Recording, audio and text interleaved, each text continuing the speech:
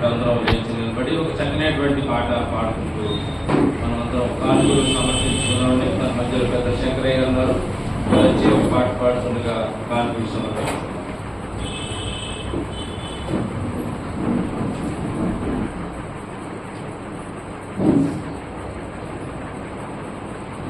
రాజాని సన్నిధిలోనే ఉంటానయ్యా, మనసారా ఆరాధిస్తూ చేస్తానయ్యా.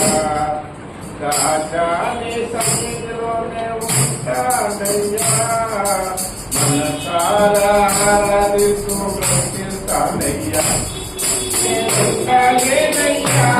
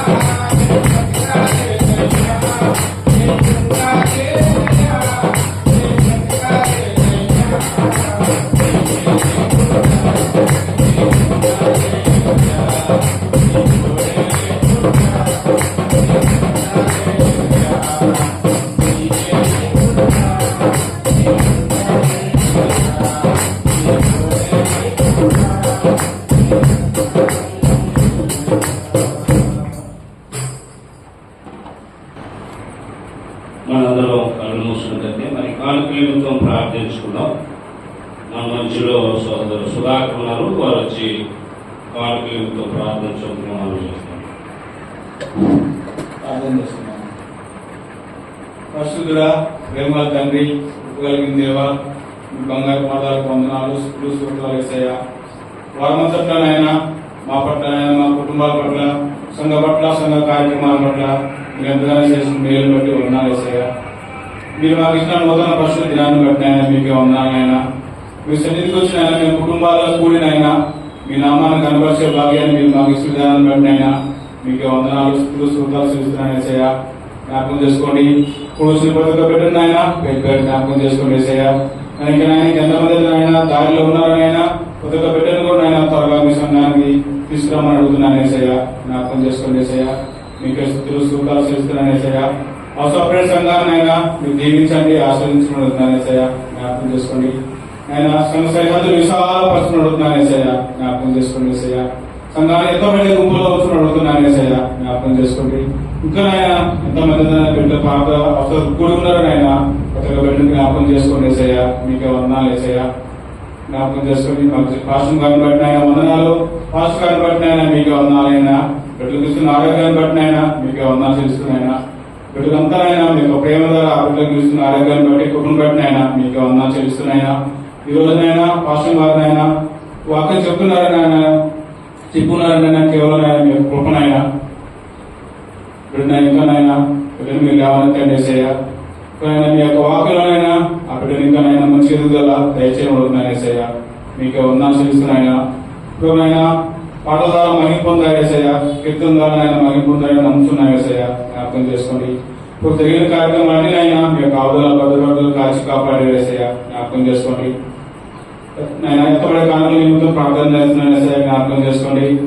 ప్రతి ఒక్క రూపాయి కూడా ఆయన వచ్చిన ప్రతి ఒక్క రూపాయి ఆయన జ్ఞాపకం చేసుకోండి. 30,000, 60,000, 100,000 ఆయన పరిమితి చేసిన ఆయన మీ సేవ మహిమార్థమై వాడటానికి మీరు కృప చూపించి దీవించి ఆస్వాదించుకుంటున్నాయన. జరగబోయే కార్యక్రమాలంతా మీ చేతులకు ఆధునికొస్తున్నాయన, మీకు అప్పగించుకుంటున్నాయన. మీకే మహిమా ఘనత ప్రభావాలు ఆరోపిస్తూ నన్ను నేను తగ్గించుకుంటూ మీ నామాన్ని ఇచ్చిస్తూ యేసయ్య పరిశుద్ధ నామంలో మిక్కిలి ఎంతటి బద్దనాడి ఎడుకుంటున్నాను తండ్రి. ఆమేన్. దయచేసి అందరూ జ్యోతిగా మనం చేస్తున్నాం.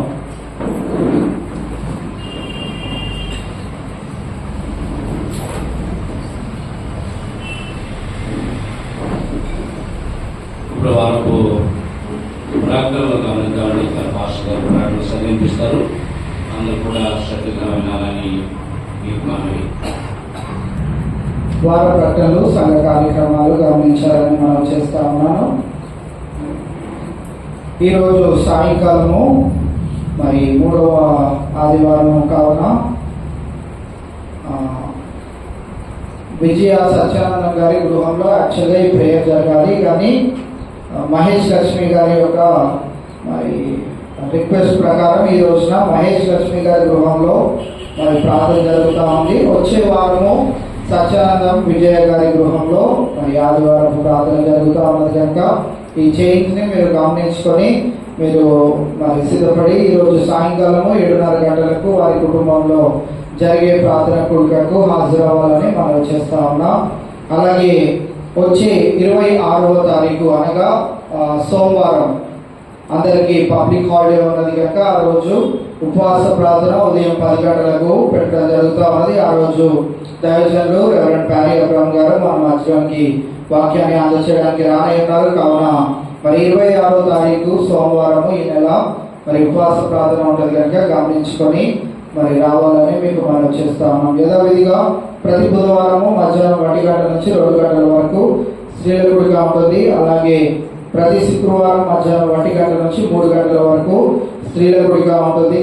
కావున మీరందరూ గమనించాలని మనవి. బుధవారము 1 గంటల నుంచి 2 గంటల వరకు అనారోగ్యంతో ఉన్నకై ప్రత్యేకంగా ప్రార్థన చేయడం జరుగుతుంది. కావున గమనించాలని మనవి. ఈ వారంలో మరి నేను, మమ్మీ, మా అక్క వాళ్ళ ఫ్యామిలీ అందరం కలిసి వైజాగ్ బయలుదేరి వెళ్తా ఉన్నాం. ఎందుకు నిమిత్తం అంటే 22వ తారీఖున మరి నిశాంత్ గారికి దేవుడు అనుగ్రహించిన కుమార్తె బర్త్డే సెలబ్రేట్ చేస్తా ఉన్నారు వైజాగ్ లో. మరి ఆ బర్త్డే నిమిత్తమై మరి 22వ తారీఖున జరగబోయే ఆ బర్త్డే నిమిత్తమై మేము వెళ్ళడం జరుగుతూ ఉన్నది. తిరిగి 24వ తారీఖున మళ్ళీ మేము హైదరాబాద్కి రానే ఉన్నాం. హైదరాబాద్కి వచ్చిన తర్వాత 24వ తారీఖు మళ్ళీ మా పెద్దవాళ్ళ చర్చ్లో ఒక అమ్మాయి మ్యారేజ్ ఉంది, కోంపల్లి హోటల్ శుభంలో. సో అక్కడికి నేను మళ్ళీ వెళ్ళాల్సి వస్తా ఉన్నది కనుక మరి ప్రయాణాల్లో వీటన్నిటి కార్యక్రమాల్లో దేవుడు తన కృపను మెండుగా మాకు తోడుగా ఉంచి క్షేమకరంగా మేము మధ్యలోనికి చేర్చులాగా మీ అందిన ప్రాంతంలో మా ప్రయాణాల కొరకు ప్రార్థించాలని మనం చేస్తా ఉన్నాం. మరి ప్రేరేపిల్స్ గమనించండి. మరి ఈ వాతావరణ వైఖరి వల్ల మరి జ్వరాలు, దగ్గు, జలుబులు ఇవన్నీ చాలా మందికి ఎదురవుతా ఉన్నాయి. వాటన్నింటిలో నుంచి దేవుడు మన బిడ్డలు లేవనెత్తుతా ఉన్నాడు. ఇంకా అనారోగ్య పరిస్థితుల్లో ఉన్న బిడ్డల కొరకు ప్రార్థన చేయాలని మనం చేస్తా ఉన్నాం. అలాగే మరి మరియాబి తల్లి గారు వచ్చే శుక్రవారం నుంచి ప్రార్థన 7 వారాల ప్రార్థన పెట్టమని కోరి ఉన్నారు. మేము ఉండని పక్షాన మరి ఆ ప్రార్థనలు 30వ తారీఖు, ఈ నెల 30వ తారీఖు నుండి మరి 7 వారాలు వారి గృహంలో ప్రార్థనలు జరుగుతాయి కనుక 7 వారాల యొక్క ప్రార్థనలు కూడా మీరందరూ హాజరవ్వాలని మనం చేస్తా ఉన్నాం. మరి యొక్క మనవలు షావేద్ హమీద్ అలాగే ఖలీల్ పాషా గురించి కూడా మీ అందరి ప్రార్థనలో ప్రార్థన చేసుకోండి. దేవుడు వారిని రక్షణ మార్గంలోకి నడిపించేలాగా మరి వారి గురించి ప్రార్థన చేయాలని మనం చేస్తా ఉన్నాం. మరి అలాగే వివాహాల కొరకు ఎదురు చూసిన బిడ్డల కొరకు ప్రార్థించండి. అలాగే ఉద్యోగ ప్రయత్నాలు, ఇంక్రిమెంట్స్ కొరకు మరి ప్రమోషన్స్ కొరకు ఎదురు చూసిన బిడ్డల కొరకు ప్రార్థించండి. గర్భం లేని వారి కొరకు ప్రార్థించాలని మనవి. గర్భిణీ స్త్రీలు మన సంఘంలో మరి అనిల్ శ్రవంతి గారు, ప్రకాష్ కవిత గారు, ప్రవీణ్ శ్రీజ గారు, అలాగే మరి గడిచిన వారంలో సాక్ష్యం తెలియజేసిన రీతిగా మరి జయా సిస్టర్ గారి యొక్క తమ్ముడు ఆనందరావు విజయ, మరి వారి గురించి కూడా జ్ఞాపకం చేసుకోండి. మరి అలాగే ఇతర రాష్ట్రాల్లో మరియు దేశాల్లో ఉన్న మన సంఘ బిడ్డల కొరకు ప్రార్థన చేయాలని మనం చేస్తా ఉన్నాం. అలాగే యథావిధిగా ప్రతి నెల మరి కుటుంబం చెప్పిన 50 రూపాయల మెంబర్షిప్ మరి సత్యానంద గారికి అందచేయాలని కూడా మీకు మనవి చేస్తా ఉన్నాం. అలాగే మన మధ్యలోకి ఒక కరపత్రిక వచ్చిందండి. మరి ఇది గడిచిన వారంలో కూడా మరి మన దగ్గరికి వచ్చింది కనుక శాంతి ఆరాధన చర్చ్ వారు నిర్వహించు ఒక దిన స్త్రీల సదస్సు మరి ఆగస్టు 19వ తారీఖు సోమవారం అనగా రేపటి దినాన ఉదయం 10 గంటల నుంచి మధ్యాహ్నం 2 గంటల వరకు ఈ యొక్క ఆరాధన జరగనే ఉన్నది. మరి స్థలము వైఎంఎస్ ఫంక్షన్ హాల్, సాధ్యా హాస్పిటల్ ఎదురుగా, ఎంటీఆర్ కంపెనీ ప్రక్కన, Jagadgirigutta road, opposite IDPL colony. మరి దీన్ని నిర్వహించి మనల్ని ఆహ్వానించేవారు రెవరెండ్ పి సైమన్ రాజ్ గారు. మరి వారు మనల్ని ఆహ్వానిస్తా ఉన్నారు కనుక స్త్రీలైనటువంటి వారు మరి వీలున్న వారి కూడికకి వెళ్ళాలని మనం చేస్తా ఉన్నా. మరి సందేశకురాలు రెవరెండ్ డాక్టర్ అంశుమతి మేరీ గారు మరి వారు ఈ యొక్క వాక్యాన్ని అందచేయనే ఉన్నారు. కావున మీరు వెళ్ళగలిగిన వారు ఈ యొక్క కూడికకు వెళ్ళాలని మనవి. లేని పక్షాన ఈ కూడిక ద్వారా మరి అనేకులు దేవుని తెలుసుకోవాలన్నా దేవుని మహిమార్థమై జరిగినట్లుగా మరి మీరు ప్రార్థన చేయాలని మనం చేస్తా ఉన్నాం. ఇంకెవరు ప్రార్థన అంశాలను ఉన్నట్టు తెలియజేస్తే వాటి కొరకు కూడా ప్రార్థన చేయడం జరుగుతుంది. Thank you.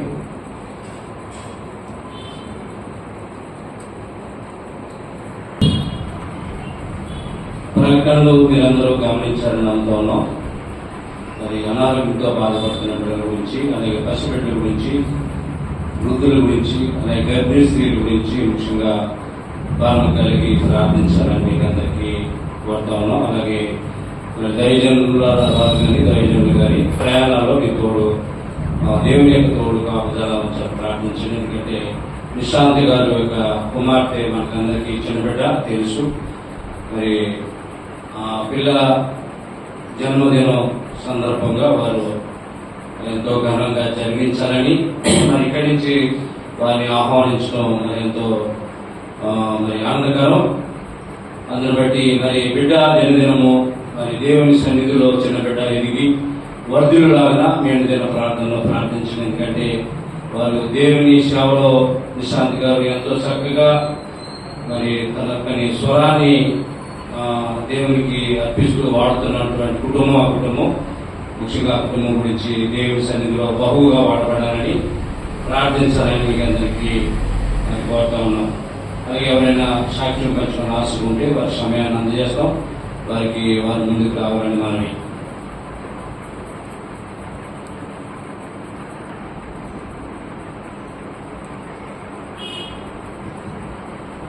ముందుగా దేవాదేవునికి వందనాలండి. పాస్టర్ గారికి, పాస్టర్ గారికి, మీ అందరికీ నా వందనాలు. దేవుడు గతించిన ఆదివారం నుంచి వారం వరకు నన్ను, నా కుటుంబాన్ని రెక్కల చాటును భద్రపరిచాడు. అందుబట్టి దేవునికి వందనాలు. నా సాక్ష్యం ఏంటంటే, మా తోటికోడలు ప్రెగ్నెంట్ అని నేను చెప్పాను. స్టేట్ గుడిలో మేము ప్రతి వారం ప్రార్థన చేసేవాళ్ళం. తల్లి బిడ్డ వేరే పరిణామంతో వరకు దేవుడు రెక్కల చాటును భద్రపరిచాడు. చక్కని బిడ్డను దయచేశాడు. బాబు పుట్టాడు. అందుబట్టి దేవునికి వందనాలు. ప్రార్థించిన మీ అందరికీ నా వందనాలు. అటు రీతిగా మా చెల్లికి జాబ్ కావాలని నేను చాలా సార్లు చెప్పాను. స్త్రీల గుడిలోని ఇంకా ఉపవాస ప్రార్థనలో కూడా బాగా ప్రార్థన చేశారు. పాస్టర్ అంటే కూడా చాలా సార్లు ప్రార్థన చేశారు. స్త్రీల గుడిలో కూడా మేము అందరం ప్రార్థన చేసేవాళ్ళం. దేవుడు బిడ్డకి శ్రేష్టమైన ఉద్యోగాన్ని దయచేశాడు. దగ్గరగా 1 month అవుతుంది. అందుబట్టి దేవునికి వందనాలు. ఇంకా బిడ్డలకి చిన్నపాటి అనారోగ్యం వచ్చినప్పటికీ దేవుడు స్వస్థపరుస్తున్నాడు. అందుబట్టి దేవునికి వందనాలు. మొన్న చెల్లికి బాగాలేనప్పుడు కూడా మీరందరూ ప్రార్థన చేశారు. దేవుడు బిడ్డకి సంపూర్ణమైన ఆరోగ్యాన్ని దయచేశాడు. అందుబట్టి దేవునికి వందనాలు. ఆర్థికంగా కానీ ఆత్మీయంగా కానీ దేవుడు లేవనెత్తుతున్నాడు. అందుబట్టి దేవునికి వందనాలు. మీ అందరి ప్రార్థనలో మా కుటుంబం గురించి ప్రార్థన చేయండి. ఇంకా మాకు గర్భఫలం కావాలని నేను స్త్రీల గుడిలో చెప్పాను. మీ అందరికీ కూడా చెప్తున్నాను. ఆమె పేరు కుమారి, మా అక్క. బిడ్డ గురించి కూడా ప్రార్థన చేయండి. నేను మళ్ళీ సాక్ష్యం చెప్పలాగున్నా. మీ అందరి ప్రార్థనలో మా కుటుంబం గురించి జ్ఞాపకం చేసుకోమని చిన్న సాక్ష్యం దేవుడు దీవించిన కాక.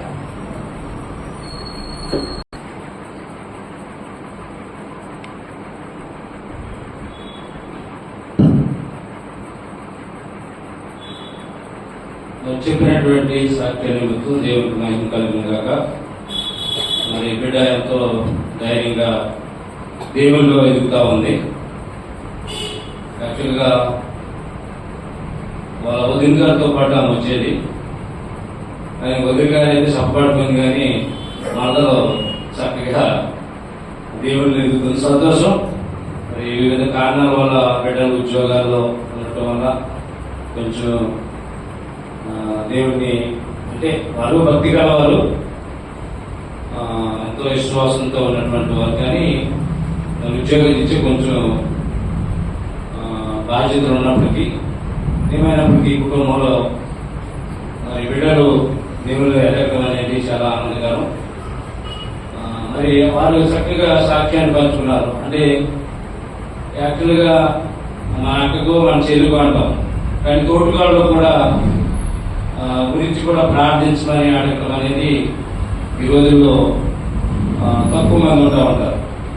కానీ మనం తోటికాళ్ళైనా బయట వారైనా ఎవరైనప్పటికీ కూడా ఒకరికి సహాయాన్ని దేవుడిని అడిగినప్పుడు అది దేవుడు మన కుటుంబాల్లో మన జీవితాల్లో సహాయం చేసే దేవుడు. ఇతరుల కోసం మనం ప్రార్థించినప్పుడు మనకి దేవుడు సహాయం చేసే గొప్ప దేవుడు, గొప్ప మనసు ఉన్నటువంటి దేవుడు. కాబట్టి ఇచ్చిన సాక్ష్యాన్ని ఇచ్చినటువంటి బిడ్డలు బట్టి ప్రత్యేకమైనటువంటి వందనాలు తెలియజేసుకుంటాను.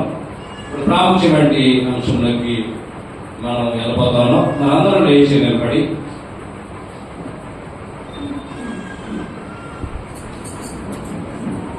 దేవుని నామాన్ని కనపరుస్తూ, ఆయన నామాన్ని మహిమపరుస్తూ, ఆయన వెలుగుని, ఆయన ప్రత్యక్షతని మన మధ్యలోకి వచ్చినాక మనం అందరం పేరు వర్షిప్ జరిపించుకుందాం. మరి దైవజనులు ఎవరి బిడ్డగా దేవుని యొక్క వాక్యాన్ని, దేవుని యొక్క సందేశాన్ని అందించడానికి ఎవరి బిడ్డగా మన మధ్యలో ఉన్నారు. వారిని దేవుడు చక్కగా మరి అభిషేకించి వారిని మన మధ్యలో ఉంచారు. కాబట్టి వారికి దేవుడు శక్తిని, బలాన్ని, చక్కనటువంటి వాక్యాన్ని మనకు అందించడానికి, ఆ యొక్క వెలుగుని వారిని నింపడానికి మనం అందరూ కూడా ఏకీభిద్దాం. సుమని వారి టీము ముందుకు వచ్చినట్లయితే వారు ప్రేరిత వర్షిప్ జరిపిస్తారు. ప్రభు చేతం చెప్పిన జాన్ మోరీ గారికి సమయాన్ని అందజేస్తా ఉన్నాం. అందరికీ వచ్చినటువంటి పాట నీవుంటే నాకు చాలా యేసయ్య, నీవంటే నేను ఉంటాను యేసయ్య అన్న పాట పాడుకుంటూ దేవుని ఆరాధించుకున్నామండి.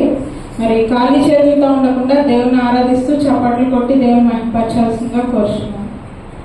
నీవుంటే నాకు చాలా యేసయ్య, నీవే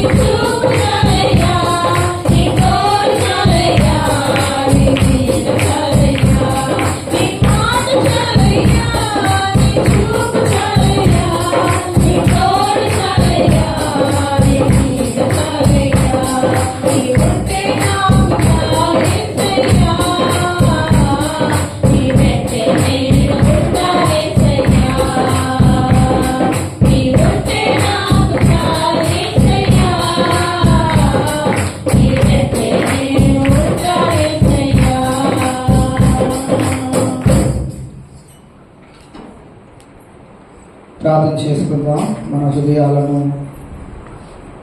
వాక్యము వినబోయే ముందు మన హృదయాలను దేవునికి అంగీకారంగా చేసుకుందాం. దేవుడు తన మెల్లైన స్వరంతో మనతో మాట్లాడినట్టు మనమందరము ఆయన మాటలను వినడానికి మనల్ని మనం సిద్ధపరచుకున్నాం. ఆరాధనకు యోగ్యుడమైన మా దేవ, మా స్థుతులకు పాత్రుడా, ఇంతవరకు నీ సన్నిధి మా మధ్యన సంచరింప చేసిన దేవా మీకు వందనాలు.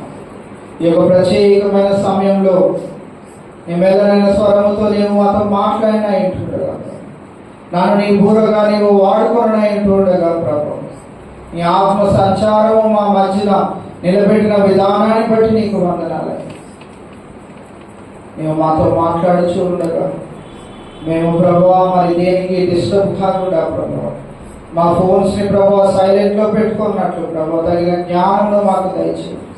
శ్రద్ధగా నీ మాటలను ఆలకించే ఆ యొక్క బుద్ధిని మాకు దయచేయండి దేవా. మా అందరికీ వినగలిగిన చెవులను, గ్రహించగలిగే హృదయాన్ని, నీకు లోబడే జీవితాన్ని, నీకు మాదిరికరమైన జీవితాన్ని మేమందరము జీవించినట్లు నీ సహాయం అనుగ్రహించుకొని ఈ స్తుతి ఆరాధన మీకే సమర్పించుకుంటున్నాం మా తండ్రి. ఆమేన్. దైవాందరం కూర్చున్నామండి.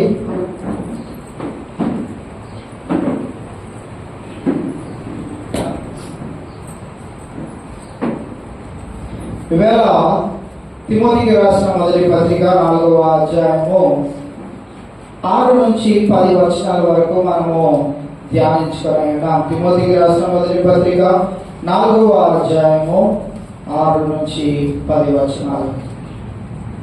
ఎవరు చదివి వినిపిస్తారా అండి? ఈ సంగతులను సహోదరులకు వివరించిన యెడల నీవు అనుసరించుచు వచ్చిన విశ్వాస సుబోధ సంబంధమైన వాక్యముల చేత పెంపారుచు క్రీస్తు యేసునకు మంచి పరిచారకువై ఉందువు. అపవిత్రములైన ముసలమ్మ ముచ్చట్లను విసర్జించి దేవభక్తి విషయములలో నీకు నీవే సాధకము చేసుకొనుము.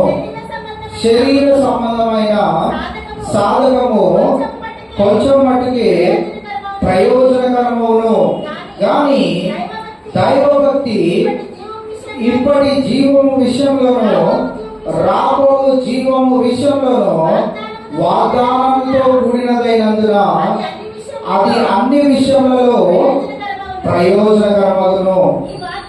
ఈ వాక్యము నమ్మదగినదియు పూర్ణాంగీకారమునకు యోగ్యమునై ఉన్నది.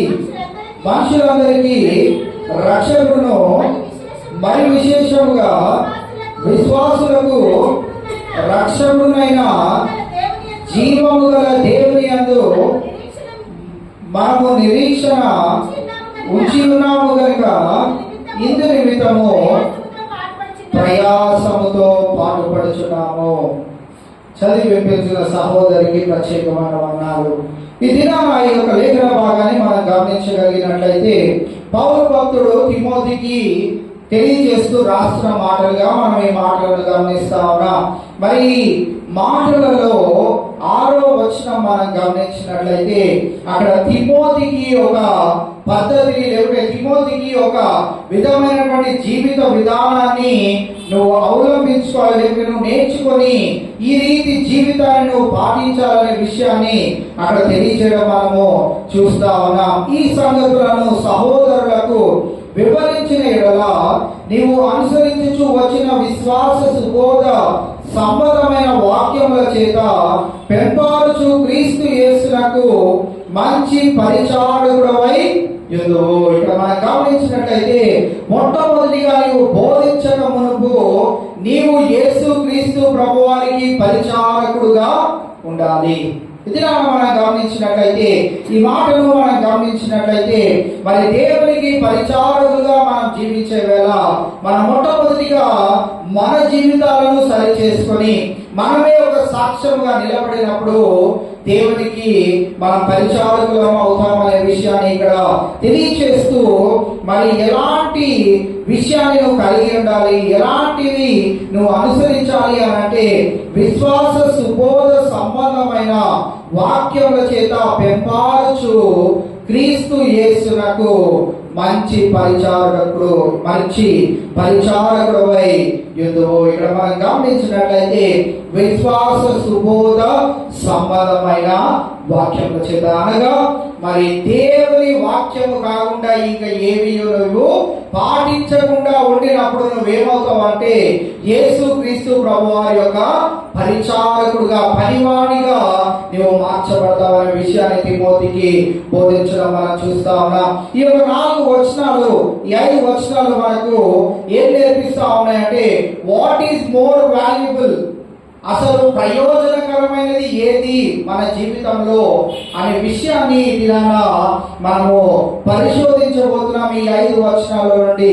మరి పౌలు భక్తుడు తిమోతికి తెలియజేస్తా ఉన్నాడు, నీవు దేవుని పరిచారకుడు అవ్వాలి అని అంటే వాక్యము ఉన్నది ఉన్నట్టుగా నీవు బోధించాలనే విషయాన్ని 6వ వచనంలో తెలియజేయడం మనము చూస్తా ఉన్నాం.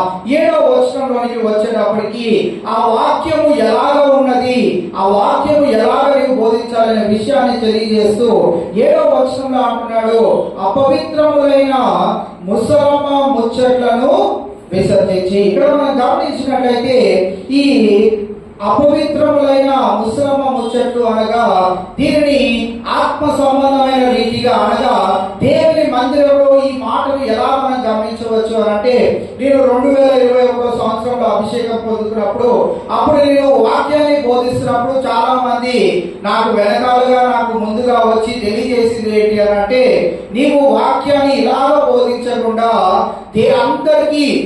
అందరికీ వినుసొంపుగా ఉండే వాక్యాన్ని నీవు బోధిస్తే మంచిది అనే విషయాన్ని నాకు తెలియచేయడం జరిగింది.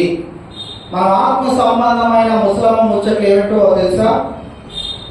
దేవునికి సంబంధము కాకుండా ఏ విషయం మనల్ని బోధించమని చెప్పినా గానీ ఒకరు వచ్చి మనకి ఏదైనా సలహా ఇస్తున్నారు అనుకోండి, దేవుని మందిరంలో మనకి ఎవరైనా సలహా ఇస్తున్నారు అనుకోండి, అది ఎలాంటి సలహా అంటే వారికి సూటిగా ఆ మాట ఎక్కడ నొప్పి పుట్టించింది వారి జీవితాన్ని తెలియజేస్తా ఉన్నది కనుక వారు వచ్చి ఏం చెప్తా ఉన్నారంటే అలాంటి సూటిపోటి మాటలకు బదులు దేవుడు ప్రేమామయుడు, దేవుడు కరుణామయుడు, దేవుడు జాలి గలవాడు, నిన్ను పరలోక రాజ్యానికి తీసుకెళ్ళడానికి ఆయన కుమారుడిని ఈ భూలోకానికి తీసుకొచ్చి శిలువ యాగం చేయించాడు అని ఈ మాటలు చెప్పేవారంటే ఇంకో మాట కూడా వారు కల్పించి ఏం చెప్పారనంటే నీ సంఘము బహుగా విస్తరిస్తుంది.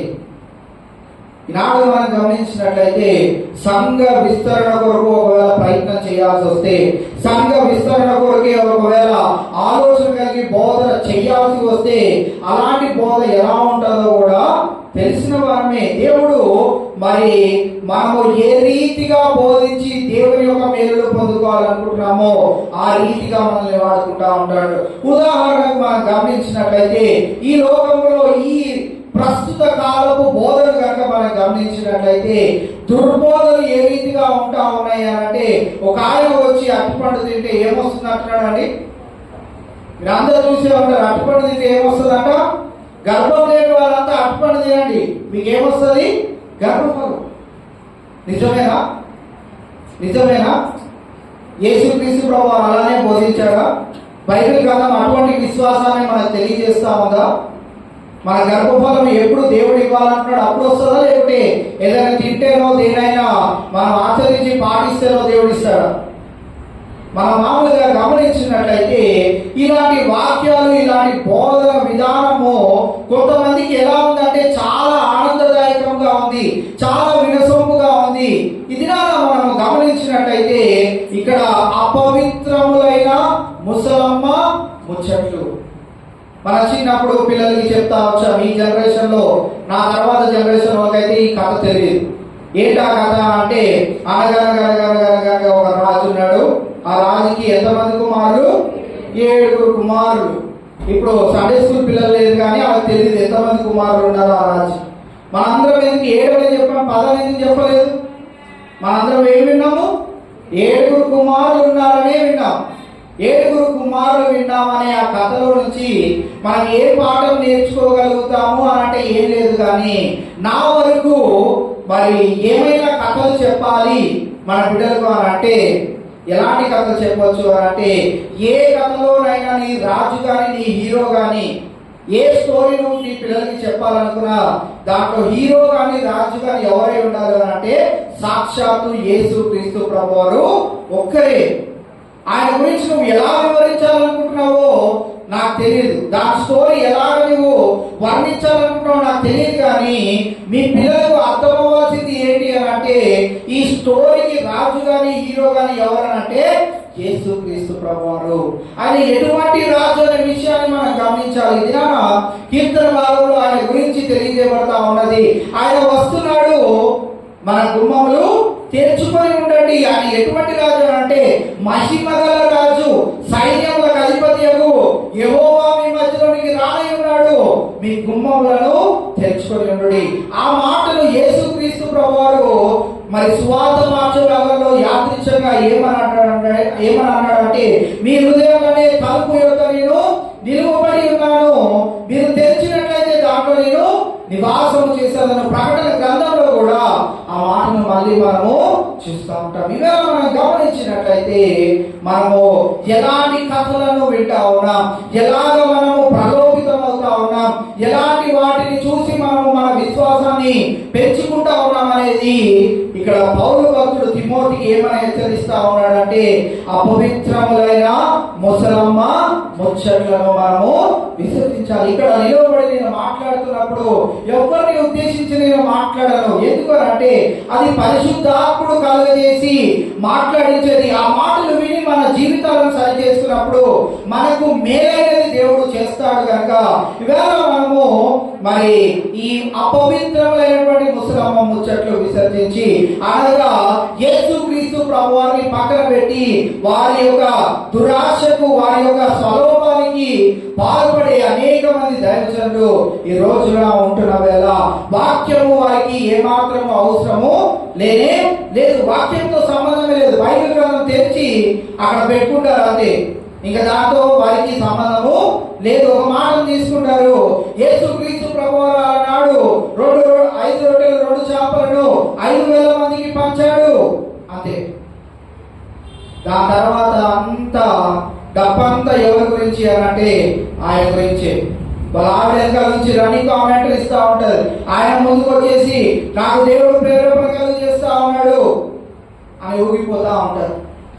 అలసి గీ పెట్టినంత మాత్రాన దేవుడు వచ్చేయడు, మెల్లడైన స్వరంతో ప్రార్థన చేసినంత మాత్రాన దేవుడు మన మధ్యలో ఉండకుండా పోడు. ఇది మరి బోధ విధానము ఎలా ఉన్నది అంటే దానికి ఆకర్షితులు కూడా ఎవరు అవుతా ఉన్నారంటే మనమే అవుతా ఉన్నాం. సులభంగా ఏదైనా వచ్చేస్తుంది అంటే పరుగులు పెడతా ఉన్నాం. నీకు అనారోగ్యం ఉందా, మా దగ్గరికి రండి.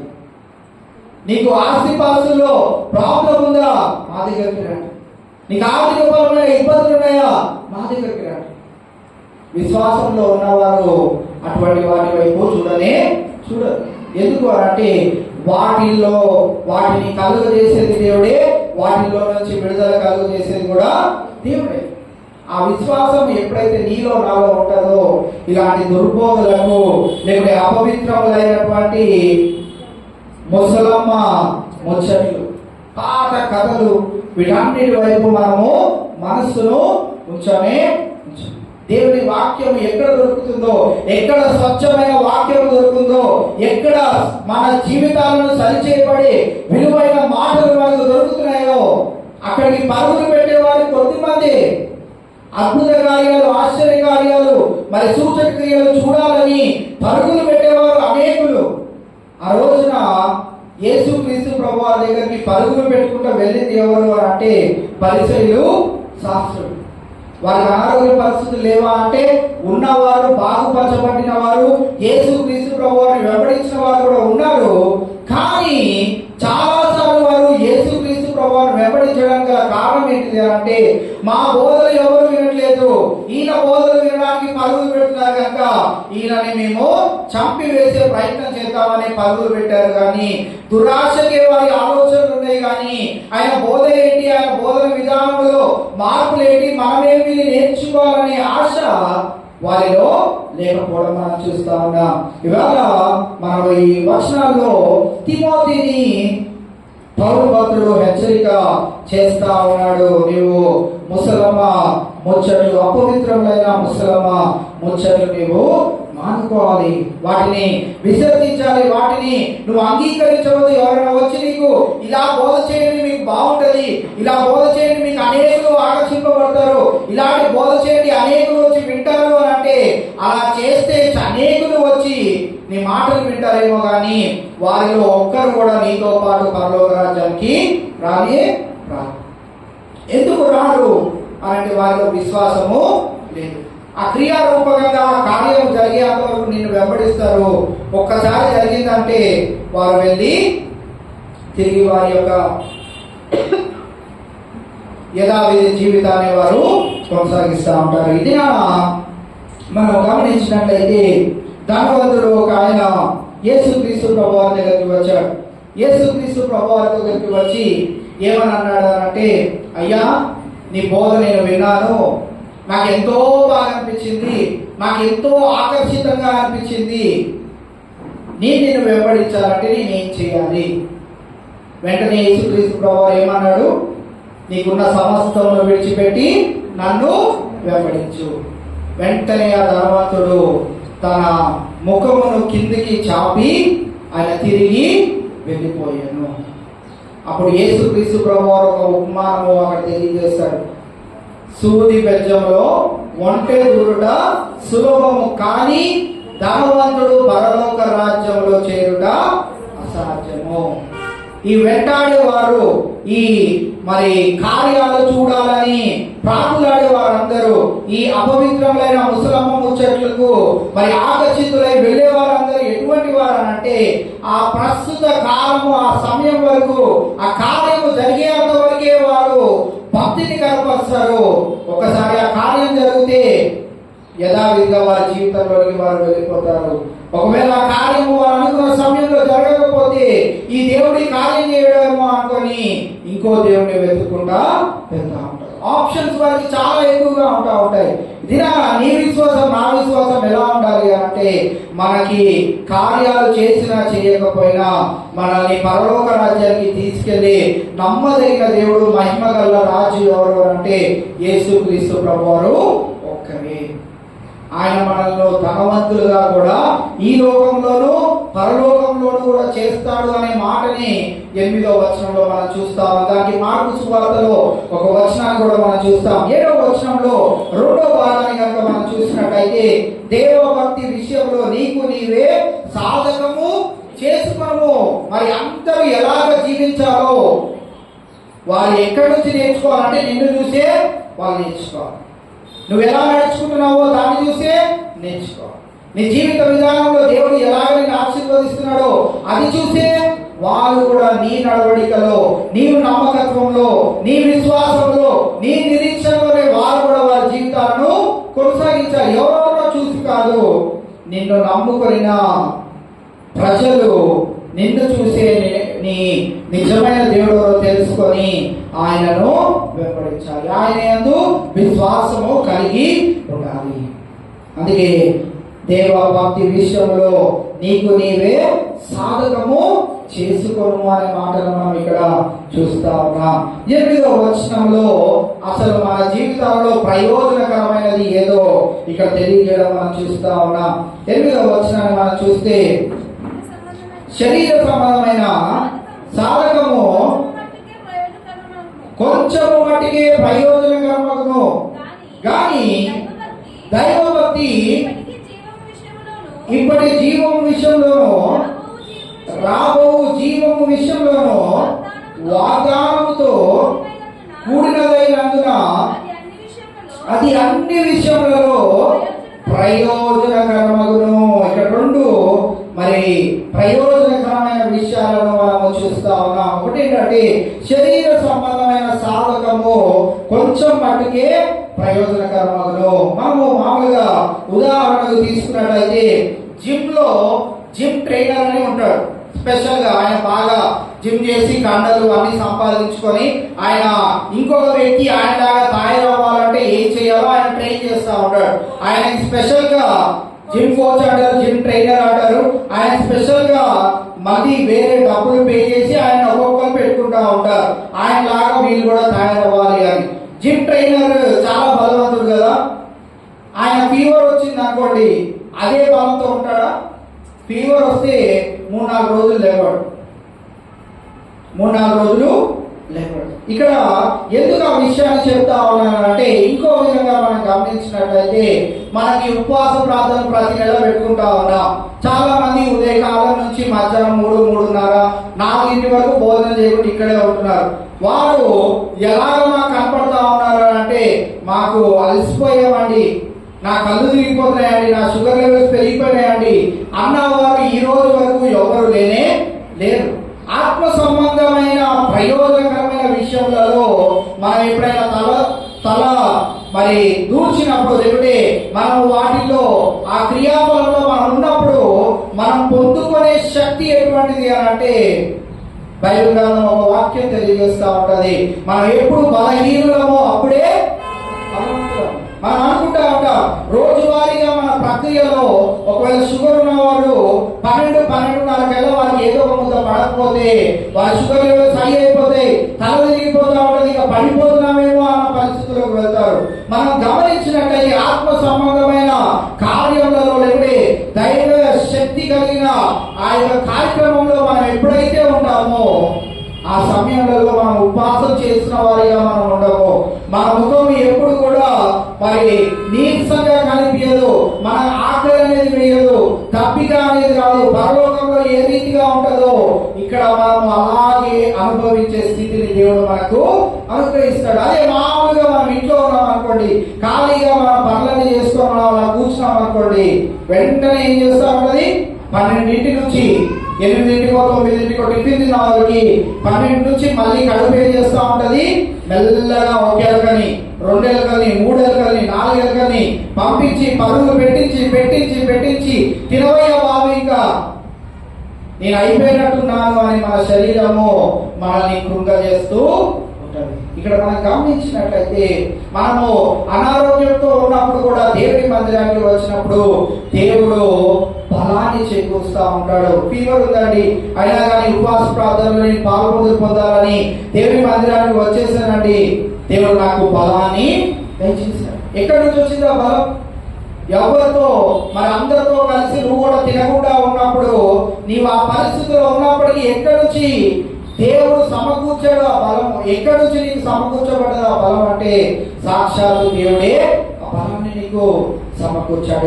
ఈ యొక్క 8వ వచనంలో మనము గమనించినట్టయితే శరీర సంబంధమైన సాధకము కొంచెము మట్టుకే ప్రయోజనకరము. మనము చాలా ప్రయాసపడి కుస్తీలు చేసి అన్ని చేసినా గానీ చిన్నపాటి జ్వరం వచ్చినప్పుడు 3-4 రోజులు లెగవం కదా.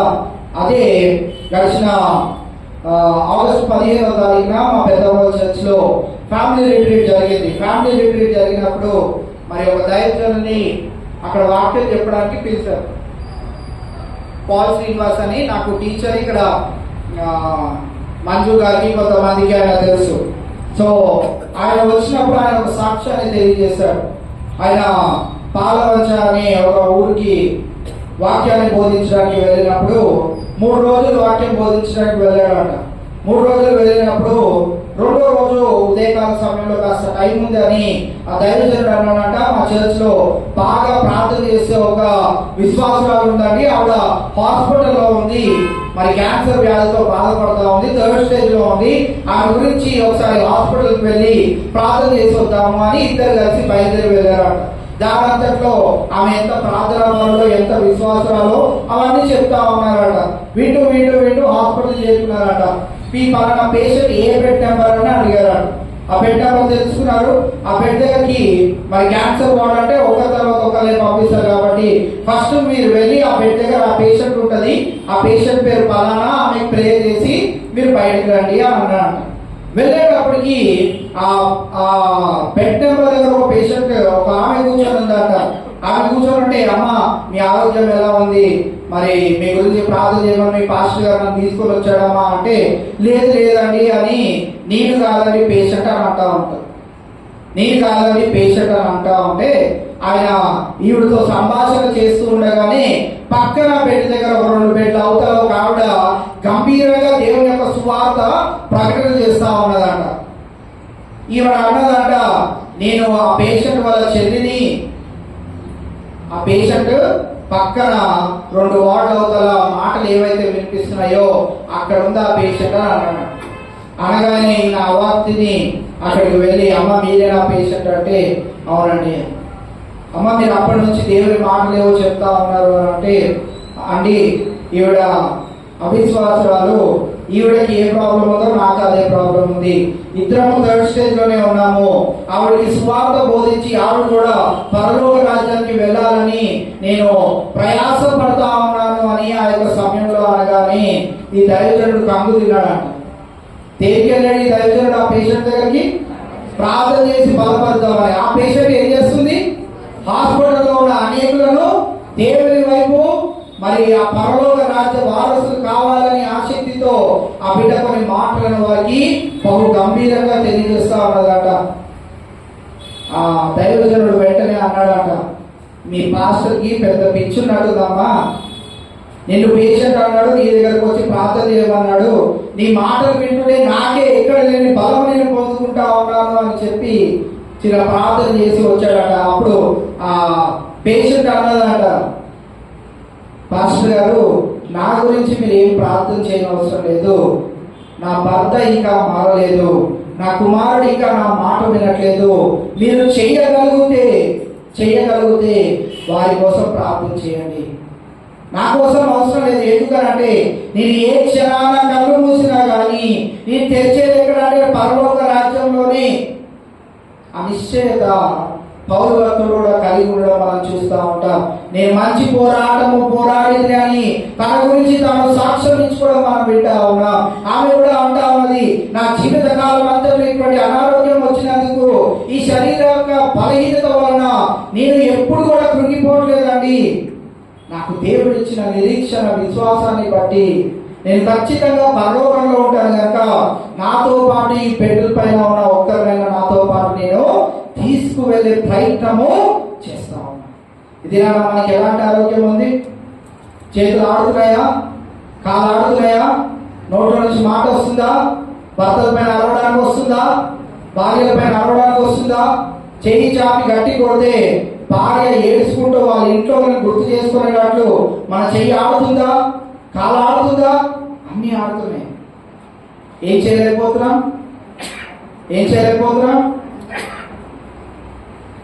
లేకపోతే ఒక ప్రార్థన చేయండి ఇలాగా, దేవా నాకు కూడా అలాంటి అనారోగ్యం ఇస్తే, అలాంటి పరిస్థితుల్లోకి వెళ్ళి అలాగా హాస్పిటల్లో ఆ బెడ్ పైన నేను పడుకొని నా పక్కన ఉన్న వాళ్ళకి నేను కూడా బోధ చేస్తాను. కావాలా?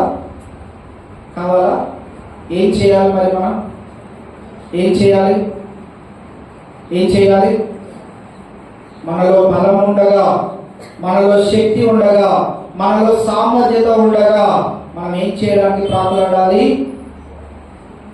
విశ్వాసాన్ని మనము కాపాడుకుంటే ఈ నిరీక్షణను ఇతరులకు తెలియచేసే సాధనములుగా మనం మార్చుకోవాలి. పేషెంట్ ఈ దేని గురించి బాధపడుతుంది అంటే తన భర్త కుమారుడు ఇంకా మారలేదు, నా గురించి ప్రార్థన అవసరం లేదు. మనకుందా నిరీక్షణ? ఈ రోజున ఈ మధ్యకాల సమయంలో యేసుక్రీస్తు ప్రభువారు మరి మహిమగల రాజుగా మన మధ్యలోనికి వచ్చినప్పుడు ఆయనతో పాటు కొనుక్కోబడే ఆ యొక్క స్థితి మనకు ఉన్నదంటారా? ఆ విషయాలను మనం గమనించినప్పుడు మనకి ఏడుపు రావాలి, బాధ రావాలి. మనం దేని గురించి బాధపడుతూ ఏడుస్తూ ఉంటాం అంటే, అయ్యా నాకు ఇంకా ఇల్లు ఇవ్వట్లేదు, ఎందుకయ్యా ఇంత ఆలోచన చేస్తున్నాం? ఎందుకు మనకి ఇల్లుతో ఎందుకు, వాహనాలతో ఎందుకు, ఇంకోటి ఎందుకు? ఏం కావాలో దేవుడికి తెలియదా? మనము దేవుడి పని చేయడానికి మనం ప్రయత్నం చేయాలి.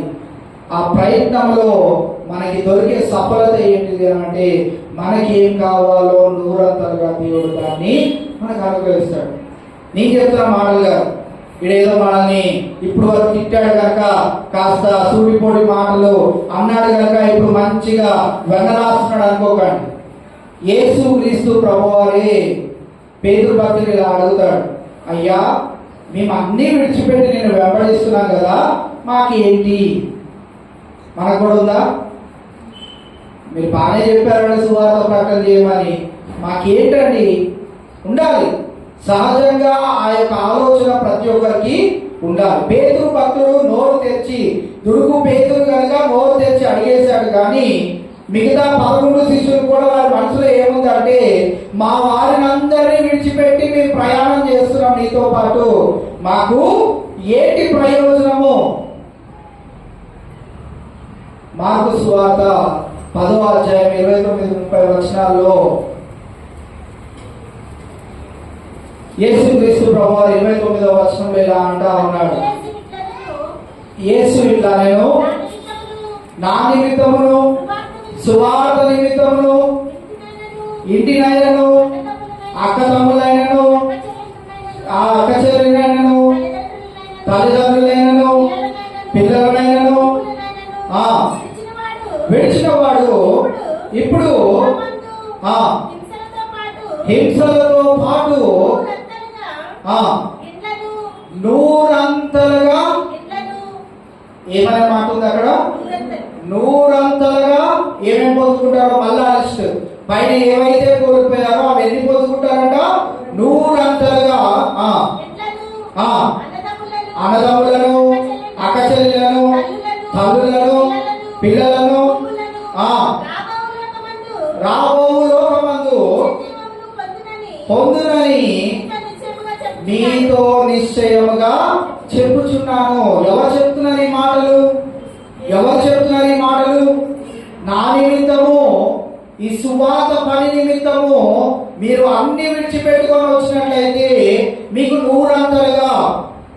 ఆ మాట మనం గమనించినట్లయితే ఇక్కడ సత్పండ్ గారు ఉన్నారు, వారిది హైదరాబాద్ పట్టణం కాదు. ఎన్ని సంవత్సరాలు అయింది వారు ఇక్కడికి వచ్చి అంటే? దాదాపు 30 సంవత్సరాలు 36 సంవత్సరాలు అయిపోయింది అనుకుందాం. 36 సంవత్సరాల నుంచి మరి ఏ రక్త సంబంధం కాదు, ఏ శరీర సంబంధం కాదు, ఏది కాదు. మరి మన పాస్టర్ గారిని ఏమని పిలుస్తారు? అక్క. ఎలా వచ్చింది ఆ సంబంధం? ఎక్కడి వారు? ఈ ప్రాంతం వారు కాదు. మరి పాస్టర్ గారు ఎక్కడి వారు? ఈ ప్రాంతం వారు కాదు. ఎక్కడికి వచ్చి కలిశారు? ఇక్కడికి వచ్చి కలిశారు. ఎలాంటి సంబంధం కలిగి ఉన్నారు? అక్క తమ్ముళ్ళ సంబంధం కలిగి ఉన్నారు. వారికి వీరొక్కరైనా అంటే పెద్దలైన వారందరూ అక్కలు. ఈ రోజున నాకు మా మమ్మీ ఒక్కరైనా అంటే మమ్మీతో తగిన వారందరూ ఎలాంటి వారు అంటే నా తల్లి సమానులు. నాకు 2 అక్కలు ఉన్నారు. వారిద్దరే అక్కలు అంటే నేను చాలా మంది ఏమో పిలుస్తాను? అక్క అని పిలుస్తూ ఉంటారు. ఎంతమంది అయ్యారు? 2 నుంచి ఆత్మ సంబంధమైన రీతిలో ఎంతమంది అయ్యారు? 100 మంది అయ్యారు. అర్థమైందా? ఎన్ని రెట్లు అన్నాడు యేసుక్రీస్తు ప్రభువు అక్కడ? ఒక్కరిని వదిలిపెట్టుకో నీవు నాతో పాటు వెంబడిస్తే నీకు ఎంతమందిని ఇస్తారన్నాడు? 100 మంది. ఇక్కడ ఎంతమంది ఉన్నారు? మన చర్చికి రాక ఉన్నవారు ఎంతమంది ఉన్నారు? వారందరూ ఎటువంటి స్వభావంతో ఉన్నారు? లేకపోతే మన మధ్యలో ఎటువంటి సంబంధము దేవుడు ఏర్పరిచాడంటే అక్క చెల్లెలుగా, అన్న తమ్ముళ్ళుగా, తల్లి తండ్రులుగా. ఇది మనం గమనించినట్లయితే మన ఆత్మ సంబంధమైన విషయంలో మీరు ఒక్కరిని కోల్పోయారేమో కానీ ఈ ప్రపంచ వ్యాప్తంగా మీరు ఎక్కడెక్కడికైతే తిరుగుతున్నారో వారందరూ మీకు ఎటువంటి వారంటే మీరు కోల్పోయిన అన్న తమ్ముల కంటే ఎక్కువైన వారు, మీరు కోల్పోయిన అక్క చెల్లెల కంటే ఎక్కువైన వారు, మీరు కోల్పోయిన మరి తల్లిదండ్రుల కంటే ఎక్కువైనటువంటి వారు, మీరు కోల్పోయిన మీ ఆస్తి పాస్తుల కంటే ఎక్కువైన వారు. ఇది ఈ ఆత్మ సంబంధమైన నడవడిక ద్వారా మన పరలోక రాజ్యంలో ఏం పొందుకోబోతున్నాము? 1 రూపాయి కూడా ఖర్చు పెట్టకుండా మన గురించి భవనాలను దేవుడు నిర్మిస్తా ఉన్నాడు. ఇక్కడ ఎంత ఖర్చు పెట్టాలి? గవర్నమెంట్ మారే కొద్దీ వాళ్ళకి ఇష్టం వచ్చినంత రేట్, జిఎస్టీ ఎంత % వేసుకుంటే అంత మనము కట్టవలసిందే. దేన్ని కూడా మనము మీకు కట్టమండి కానీ మాకు ఇల్లు కావాలంటే ఇస్తాడా? ఎవరు కూడా ఇవ్వనే. పరలోక రాజ్యంలో నీవు ధనమును సమకూర్చుకో అని దేవుడు తెలియచేయడానికి గల కారణం ఏంటిది అని అంటే, అక్కడ ఎలాంటి ధనమును సమకూర్చుకోమంటున్నాడు అని అంటే ఆత్మ సంబంధమైన ధనమును, అనగా ఆత్మల రక్షణ. నువ్వే నీ ఆత్మల రక్షణను నీవు సంపాదించుకుంటావో అంత విలువైనటువంటి జీవితాన్ని మరి పరలోక రాజ్యంలో దేవుడు మనకి కలుగజేస్తా ఉంటాడు. ఈ రోజున మనము ఈ 8వ వచనాన్ని గమనించినట్లయితే, శరీర సంబంధమైన సాధకము కొంచెము మట్టుకే ప్రయోజనకరము. ఫిజికల్ హెల్త్ ఎటువంటిది అనండి? ఫిజికల్ హెల్త్ ఎటువంటిది? కొన్ని రోజులు బాగానే ఉంటది.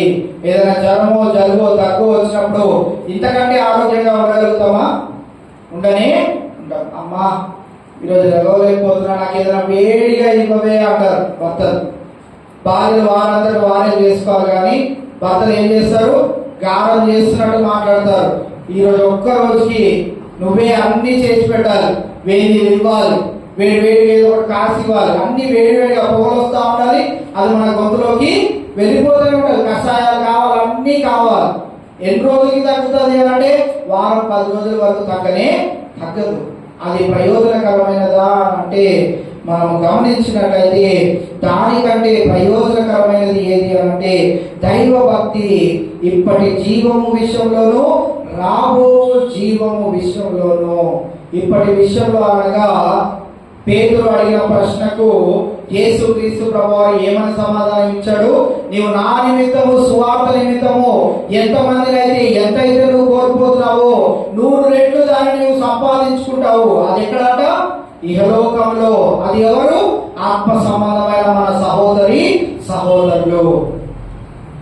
అంతేకాదు జీవము విషయంలోనూ రాబో జీవం విషయంలో అనగా ఆయన ఎత్తుకొని పోయే ఆ యొక్క పరలోక రాజ్యము, నిత్య రాజ్యము కొరకు ఇక్కడ తెలియజేస్తూ మరి రాబో జీవము విషయంలో వాగ్దానముతో కూడినదైనందున అది అన్ని విషయములలో ఎలా ఉంటదంట? మనకి ప్రయోజనకరముగా ఉంటుంది. So what is more valuable అంటే ఫిజికల్ హెల్త్ కంటే స్పిరిచువల్ హెల్త్ చాలా ప్రాముఖ్యమైనది. అది మనకి ప్రయోజనకరమైనది, అది చాలా వాల్యుబుల్ అయినటువంటిది. మనము మన శరీర బలహీనతలను ఎప్పుడు కూడా ఈ యొక్క ఆత్మ సంబంధమైన ఈ యొక్క దీనికి మనము అటాచ్ చేయకూడదు. నాకు బలహీనత ఉన్నది కనుక నేను దేవుని మందిరానికి వెళ్ళను, నాకు బలహీనత ఉంది కనుక నేను ఈరోజు శుక్రవారం వెళ్ళలేను, నాకు బలహీనత ఉన్నది కనుక నాకు మానసికమైన మరి ఇబ్బందులు ఉన్నాయి కనుక నేను దేవుని మందిరానికి వెళ్ళను. శారీరకమైన క్రియలను ఆత్మ సంబంధమైన క్రియలతో ఏ రోజు కూడా మనం జత చేయకూడదు. అది మనకి ఏమాత్రము ప్రయోజనకరము కాదు.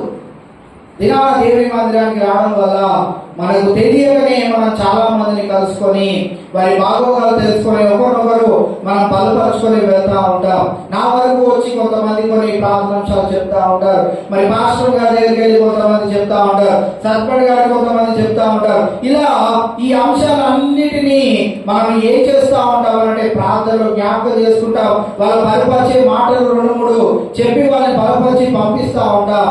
ఈ దినాన మనం గమనించినట్లయితే 8వ వచనంలో ఉన్న ప్రాముఖ్యతను మనం గమనిస్తే శరీర సంబంధమైన సాధకము కొంచెం మట్టుకే ప్రయోజనకరమగును, కానీ దైవ భక్తి ఇప్పటి జీవం విషయంలోనూ రాబో జీవము విషయంలోనూ వాగ్దానంతో కూడినదైనందున అది అన్ని విషయాలలో ప్రయోజనకరముగా ఉంటుంది.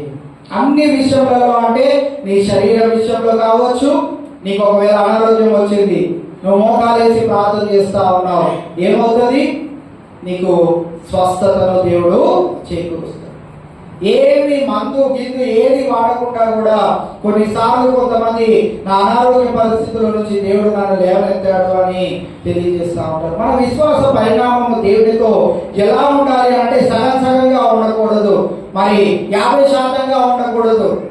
సంపూర్తిగా ఉన్నప్పుడు దేవుడు విశ్వాస సహితమైన ప్రార్థన ఆ రోగిని స్వస్థపరచడమే కాదు, వారిని లేపుతాను అని కూడా సెలవిచ్చిన మాట మన జీవితాలలో నెరవేర్చబడుతుంది. ఇదే తిమోతికి రాసిన మొదటి పత్రిక 6:6లో మనం గమనించినట్లయితే సంతుష్టి సహితమైన దైవభక్తి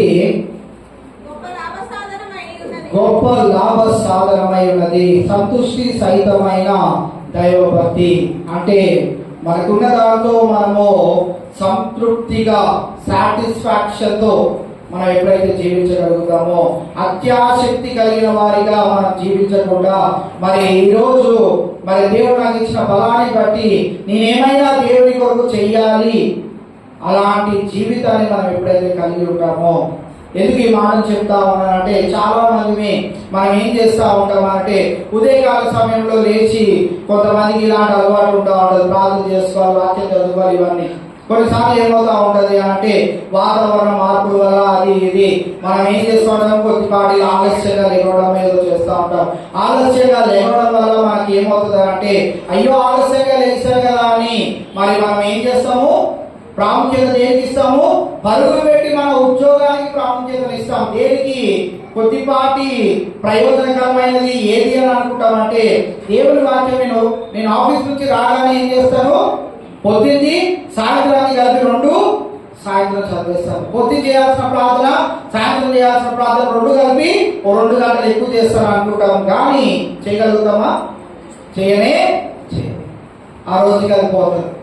సాయంత్రం కూడా ఏదో పని పెడతాడు సాధారణ, పొద్దున్న అవ్వదు, సాయంత్రం కూడా ఏది అవ్వకుండా సాతానుడు నిన్ను దేవుడి నుండి దూరపరిచే ప్రయత్నమే వాడు చేస్తూ వెళ్తా ఉంటాడు. అది మనం ఎప్పుడు జ్ఞాపకంలోనికి మనం తెచ్చుకుంటా ఉండాలి. అందుకే ఇక్కడ సంతుష్టి సహితమైన దైవ భక్తి గొప్ప లాభ సాధకమై ఉన్నది.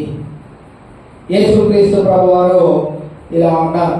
ఈ మాటను మనం గుర్తుంచుకోవాలి. సంతృష్టి సహితమైన అంటే సాటిస్ఫాక్టరీ లైఫ్ కలిగి ఉంటే గొప్ప లాభ సాధకం ఎప్పుడవుతుంది అంటే యేసుక్రీస్తు ప్రభువారు మరి ఈ రోజున చదువుకున్న కీర్తన భాగంలో కూడా మనం గమనించినట్లయితే మొట్టమొదటి ఆ యొక్క వచనంలో భూమియు నరులందరూ ఎవరి వారంట, యెహోవా వారే.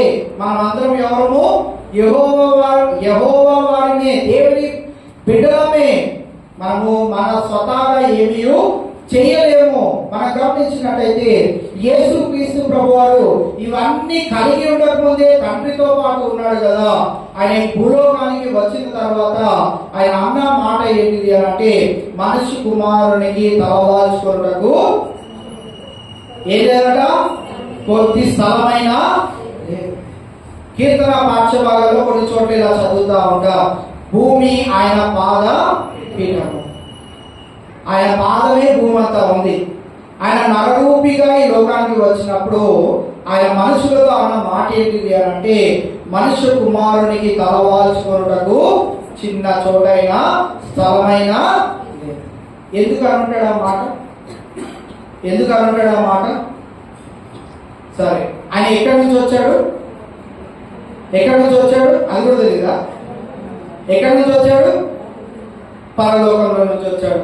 పరలోకంలో ఏముందని మనకు తెలిసి బైబిల్ గ్రంథం చదవడం ద్వారా పరలోకంలో ఏముంది?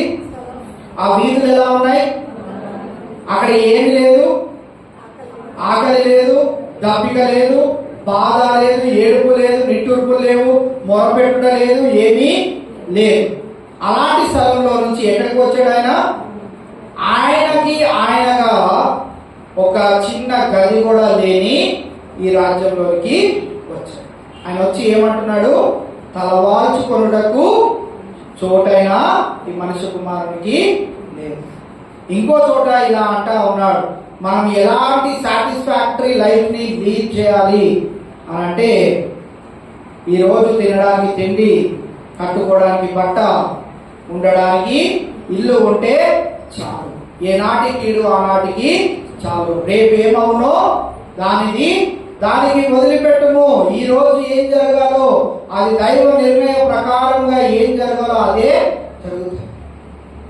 మనం గమనించినట్లయితే ఇక్కడ తెలియచేయబడుతున్న మాట మరి సంతృష్టి సహితమైన దైవ భక్తి గొప్ప లాభ సాధకముగా మన జీవితాలలో ఉంటాయి. సంతుష్టిగా ఏముందో దాంతో సంతుష్టిగా మనం ఉండగలిగినట్లయితే గొప్ప లాభ సాధకమును మనము చేకూర్చుకోగలుగుతాము. కావున ఇది మనము గమనించినట్లయితే మరి ఏది మన జీవితాలలో ప్రయోజనకరమో, దేని కొరకు మనము ప్రయాసపడితే మన జీవితాలు బాగుపరచబడతాయి, మనకి ఇహలోకమందును పరలోకమందును మరి ప్రయోజనకరమైనది ఏంటిది అంటే దేవుని యందు విశ్వాసం ఉంచి మన జీవితాలను ముందుకు కొనసాగించడమే. కీర్తన భాగము 37వ కీర్తన 9వ వచనంలో మనం గమనించినట్లయితే యెహోవా కొరకు కనిపెట్టుకుని వారు, యెహోవా కొరకు కనిపెట్టుకుని వారు దేశమును స్వతంత్రించుకుంటారంట. ఎవరి కొరకు కనిపెడతా ఉన్నాం మనము? ఎవరి కొరకు కనిపెడితే మనకి ప్రయోజనకరము? దేవుని కొరకు మనం కనిపెట్టుకొని ఉంటే ఏం చేస్తామంట? మనము ఈ భూలోకాన్ని స్వతంత్రించుకుంటాం. మనము దేని కొరకు కనిపెడతా ఉన్నాము అనేది కూడా మనము గమనించుకొని మన జీవితాలను ముందుకు కొనసాగిస్తూ 9వ వచనాన్ని మన పాఠ్య భాగంలో గమనిస్తే ఈ వాక్యము నమ్మదగినదియు పూర్ణాంగీకారమునకు యోగ్యమై ఉన్నది. ఏ వాక్యము పైన ఇవ్వబడిన 8వ వచనంలో ఇవ్వబడిన వాక్యము. ఏది ప్రయోజనకరమో మనం తెలుసుకున్న రోజున అది మనకి ఎలా ఉంటదట? నమ్మదగినదియు పూర్ణ అంగీకారమునకు యోగ్యమైనదిగా ఉంటది. కావున ఇది మనకి ప్రయోజనకరమైనది ఏదో మనము తెలుసుకోవడానికి ప్రయత్నం చేస్తూ ఉండగా దైవ శక్తి, ఇప్పటి దైవ భక్తి, ఇప్పటి జీవము విషయంలోనూ రాబో జీవము విషయంలోనూ వాగ్దానముతో కూడినదైనందున అది అన్ని విషయములలో ప్రయోజనకరముగా ఉంటా ఉన్నది. కావున అది ఎటువంటిదిగా ఉన్నది? అది నమ్మదగినది. దైవ భక్తి ఎటువంటిది? నమ్మదగినది. మన దేవుడు ఎటువంటి దేవుడు? నమ్మదగిన. ఆయన అడిగినప్పుడు ఆయన ఇవ్వలేనిది ఏమైనా ఉందా? ఆయన కాదనేది ఏమైనా ఉందా? ఆయన దగ్గర లేనిది ఏమైనా ఉందా? ఏదియో. మన పిల్లల ఎగ్జామ్స్కి వెళ్తున్నప్పుడు ఈ ప్రార్థన చేస్తూ ఉంటాం. ఏ ప్రార్థన చేస్తాం? ఏం ప్రార్థన? ఎక్కడుంది ఆ వాక్యం? సామెతల గ్రంథము 2:6 ఏమని ఉంది అక్కడ? యెహోవాయే జ్ఞానం ఇచ్చువాడు, అన్నీ ఆయన దగ్గర ఉన్నాయి. మన వలన మనం ఏమైనా సంపాదించగలుగుతామా? ఏమీ చేయరు. కొద్దిపాటిగా మనం ఏమైనా సంపాదించుకున్నా కానీ మనము దైవ భక్తి ఆ మాట. ఇంకోటి శరీర సంబంధమైన సాధకము. కొంచెం మటుకు మనం మంచి ఆహారం తినడం వల్ల మన ఆయుష్ పెరిగే అవకాశం ఉంది. అలా అని అందరూ అలానే తింటే అందరికి ఆరోగ్యమే ఉందా అంటే సినీ యాక్టర్లు చూస్తే కుప్పకూలిపోతున్నారు. వాళ్ళకి ఎంత ఆరోగ్యం, ఎంత ఆహారం, ఎంత మంచి ఆహారం, ఏ తినాలనుకుంటే అది, ఎంత మంచిది తినాలనుకుంటే, ఎంత ఖరీదైన తినాలనుకుంటే, ఎంత ఆరోగ్యకరమైన తినాలనుకుంటే అంత ఆరోగ్యకరమైనది తినగలుగుతారు. మనకి ఎలా ఉంటుంది? మన పరిస్థితి ఎలా ఉంటుంది? కొంతమంది ఇళ్ళ కూడికి వెళ్తాం. కూడికి వెళ్ళినప్పుడు నాలాంటి దైవజనుడు సమయం ఏమీ ఉండదు, ఇంకా లంచి కొడుతూ వెళ్ళిపోతా ఉంటాడు. ఒక గంట సేపు 10 అవుతుంది, 10:30 అవుతుంది. 10:30 భోజనాలు పెడతారు, అది తింటాం, అది అరగదు. ఇంటికి వెళ్తాం, గొప్ప తిప్పలు పడతాం. కానీ దేవుడు ఏం చేస్తాడు? మళ్ళీ వెంటనే కాపాడుతాడు, లేవనెత్తుతాడు. మన పరిస్థితులు మనము చక్కపరుచుకునేటట్టు మనకి కావాల్సిన బలాన్ని ఇచ్చి నడిపిస్తానే. చాలా బలాన్ని కాపాడుకోవాలని ప్రయత్నం చేసి చాలా యాక్టర్లు వాళ్ళు వీళ్ళు ఎలాగవుతున్నారంటే కుప్పకూలిపోతున్నారు. ఆరోగ్యాన్ని కాపాడుకునే ప్రయత్నం చేస్తున్నా చాలా మంది కుప్పకూలిపోతా ఉన్నారు. నీకు నాకు అంత స్థితిగతులు లేవు, అంత ధనము లేదు, అంత తినే ఆ వైభవం లేదు. కానీ దేవుడు ఏం చేస్తా ఉన్నాడు? అంత ఆరోగ్యంగా కనిపించకపోయినప్పటికీ మనం ఏం చేస్తా ఉన్నాం అంటే ఒక దినము వెంబడి మరి ఒక దినము మనల్ని నడిపించుకుంటూ, పోషించుకుంటూ, కాపాడుకుంటూ మన జీవితాన్ని కొనసాగిస్తా ఉన్నాడు. ఎందుకు అనే ప్రశ్న నన్ను వెంటాడుతూ ఉంటుంది వారం రోజులంతా. ఎందుకు అనే ప్రశ్నకు జవాబు నేను వెతుకుతాను కనుకనే మీ దగ్గరకు వచ్చి ఎందుకు అని అంట. ఎందుకు ఎందుకు ఈ ఆయుష్ ఇస్తున్నాడు దేవుడు? ఇంత ఆరోగ్యవంతంగా లేనప్పటికీ ఎందుకు మనల్ని ఒకరోజు వెంబడి ఒకరోజు ముందుకు కొనసాగిస్తా ఉన్నాడు? ఎందుకు? ఆయన మనల్ని ప్రేమించి ఉన్నాడు కనుక. ఎందుకు ఎందుకు ఆయన పని మన ద్వారా ఇంకా జరిగించవచ్చు. గడిచిన వారంలో ఐసిటి ప్రోగ్రామ్ అన్నబట్టి ప్యారియబ్రహ్మ గారి చర్చిలో జరిగితే అక్కడ మరియమ్మ గారు అని ఒక మూల స్తంభం. ఆమె ఈ పని ఆ పని అని కాదు, అన్ని పనులు చేసి పడేయగలుగుతుంది. ఆవిడని చూస్తే మీరు ఆశ్చర్యపోతారు, ఈవిడ ఇన్ని పనులా చేయగలుగుతారు. చాలా పొట్టిగా ఉంటారు, చాలా లావుగా ఉంటారు. ఆవిడ ఒక దైవజనుడిని ఇలా అన్నది, అయ్యగారు మా గురించి ప్రార్థన చేయండి అని అంటే ఆ దైవజనుడు ఒకటే మాట అన్నాడు, నేను ప్రార్థన చేసినా చేయకపోయినా దేవుడు నీకు ఖచ్చితంగా ఆరోగ్యం ఇస్తాడు. ఎందుకు? నీ ద్వారా దేవుని పని ఇంకను జరిగించవలసి ఉన్నది కనుక నేను ప్రార్థన చేసినా చేయకపోయినా దేవుడు మటుకు నీకు ఆయుష్ను పొడిగిస్తానే. ఆయన పని నీ ద్వారా అయిపోయినప్పుడు నువ్వు కావాలనుకున్నా ఇవ్వడు. అది అది మనము ఎప్పుడైతే తెలుసుకోగలుగుతామో ఆ ఎందుకు అనే ప్రశ్నకు జవాబు ఏంటిది అంటే, నీ ద్వారా దేవుడు ఒక గొప్ప కార్యము చేయాలని, నీ సాక్ష్యం ద్వారా ఇంకొకరిని దేవుడిలోకి నడిపించాలని, నీ సాక్ష్యం ద్వారా ఇంకొకరు నశించిపోయే మరి ఆత్మ వలనే వారు ఉండకుండా నీలాగా వెలుగులో ఉండి అనేకులను వెలుగులోనికి నడిపించాలని నీ ఆయుష్లో దినదినాభివృద్ధి చేస్తా ఉన్నాడు. దైవభక్తి మనము కలిగి మనం ఎప్పుడైతే జీవిస్తూ ఉంటామో అప్పుడు దేవుడు నీ వద్దన్నా కానీ ఆరోగ్యము, నీ వద్దన్నా కానీ సమస్తమును దయచేయగల సమర్థుడుగా మన దేవుడు ఉంటా ఉన్నాడు. అందుకే 9వ వచనంలో ఈ వాక్యం ఎటువంటిదంట? నమ్మదగినది. దైవభక్తి కలిగి నీతి, యథార్థత, భక్తి, శ్రద్ధలతో మన జీవితాన్ని ఎప్పుడైతే మనం కొనసాగిస్తామో, అందుకే తీతుకు రాసిన పత్రికలో ఒక మాట తీతుకు కూడా పౌలు భక్తులు తెలియజేయడం మనం చూస్తా ఉన్నాం. తీతుకు రాసిన పత్రిక 2వ అధ్యాయము 11, 12, 13 వచనాల్లో మనం ఏం చూస్తా ఉంటామంటే, సమస్త మనుషులకు రక్షణకరమైన దేవుని కృప. రెండోది 12వ వచనంలో ఏం చూస్తున్నామంటే, మనము 2 విషయాలను విడిచిపెట్టాలి. అదేంటంటే భక్తిహీనత, ఇంకొకటి నిరోగ సంబంధమైన దురాశలను విసర్జించి శుభప్రదమైన నిరీక్షణ నిమిత్తము అనే మాటను తెలియజేస్తూ 13వ వచనము 2వ భాగంలో మనం చూస్తే, ఈ లోకంలో స్వస్థ బుద్ధితోనూ నీతితోనూ భక్తితోనూ బ్రతుకుచుండవలెనని మనకు బోధించుచున్నది. స్వస్థ బుద్ధితోనూ నీతితోనూ భక్తితోనూ మనం ఎక్కడ జీవించాలంట? ఈ భూలోకంలో జీవించాలంట. ఎవరో వచ్చి ఏదో చెప్తా ఉంటారు, ఏదో మాయ చేయాలని ప్రయత్నం చేస్తూ ఉంటారు. ఈ రోజుల్లో ఫోన్లో మనం వింటా ఉంటాం కదా, ఒక ఫోన్ చేస్తారు, ఫోన్ చేసి మంచిగా మాట్లాడి ఓటీపీ వస్తుందని చెప్పండి అంటారు. చెప్పండి మీ అకౌంట్లోకి 50 లక్షలు పడుతుంది అంటారు. మనకి ఎలా ఉంటుంది? 50 లక్షలు వస్తే పెళ్లి చేయాల్సిన టైంలో మా మమ్మీకి దొరికినాయి అనుకోండి, మా కుమారుడు ఇలాగా కాదు, అంబానీకి కొంచెం తక్కువలోనే ఘనంగా చేద్దామని ఓటీపీ మంచిగా చెప్తారు. చెప్పగానే ఏమవుతుంది? అకౌంట్ చూసుకోగానే ఉన్నది పోయే. ఎలా ఉంటుంది మన ఆశ?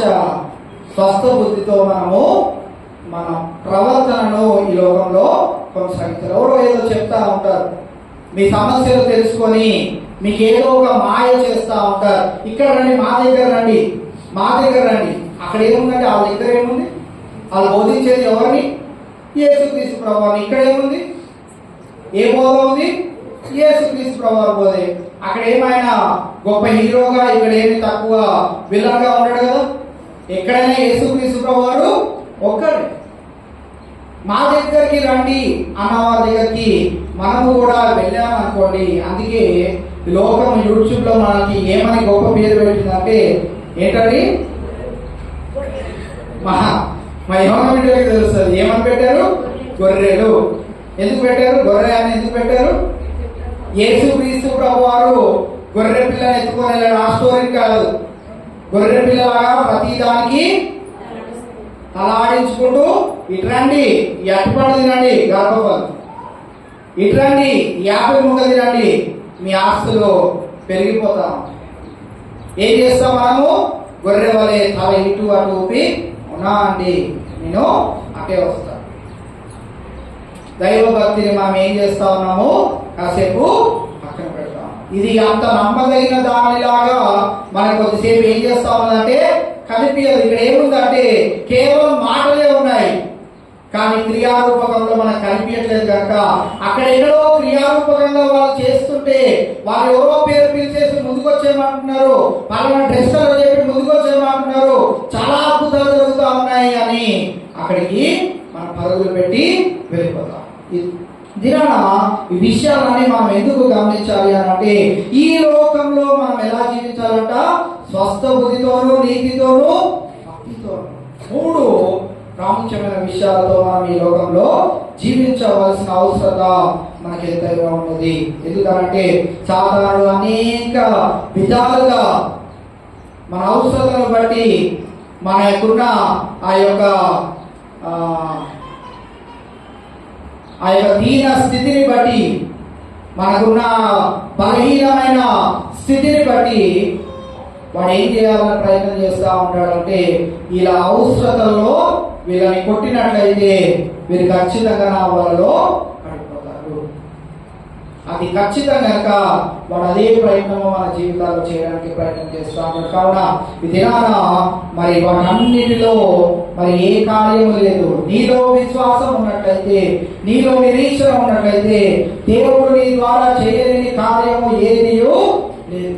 నీలో ఏ పరిశుద్ధాత్మనైతే ఉంచాడో దైవజనుడైన నాలో కూడా అదే పరిశుద్ధ. నేను ఏ క్రీస్తునైతే బోధిస్తా ఉన్నానో, ఎవరైతే నన్ను రక్షించుకున్నారో నిన్ను రక్షించుకున్నది కూడా అదే క్రీస్తు. నేను బోధిస్తున్న ఈ క్రీస్తు ఎంత నమ్మదగిన వాడో నీవు కూడా నమ్ముచున్న క్రీస్తు అంత నమ్మదగిన. కావున ఎక్కడో లేదు అద్భుతం, ఎక్కడో లేదు ఆశ్చర్యం. ఎక్కడ ఉందంటే మనలోనే.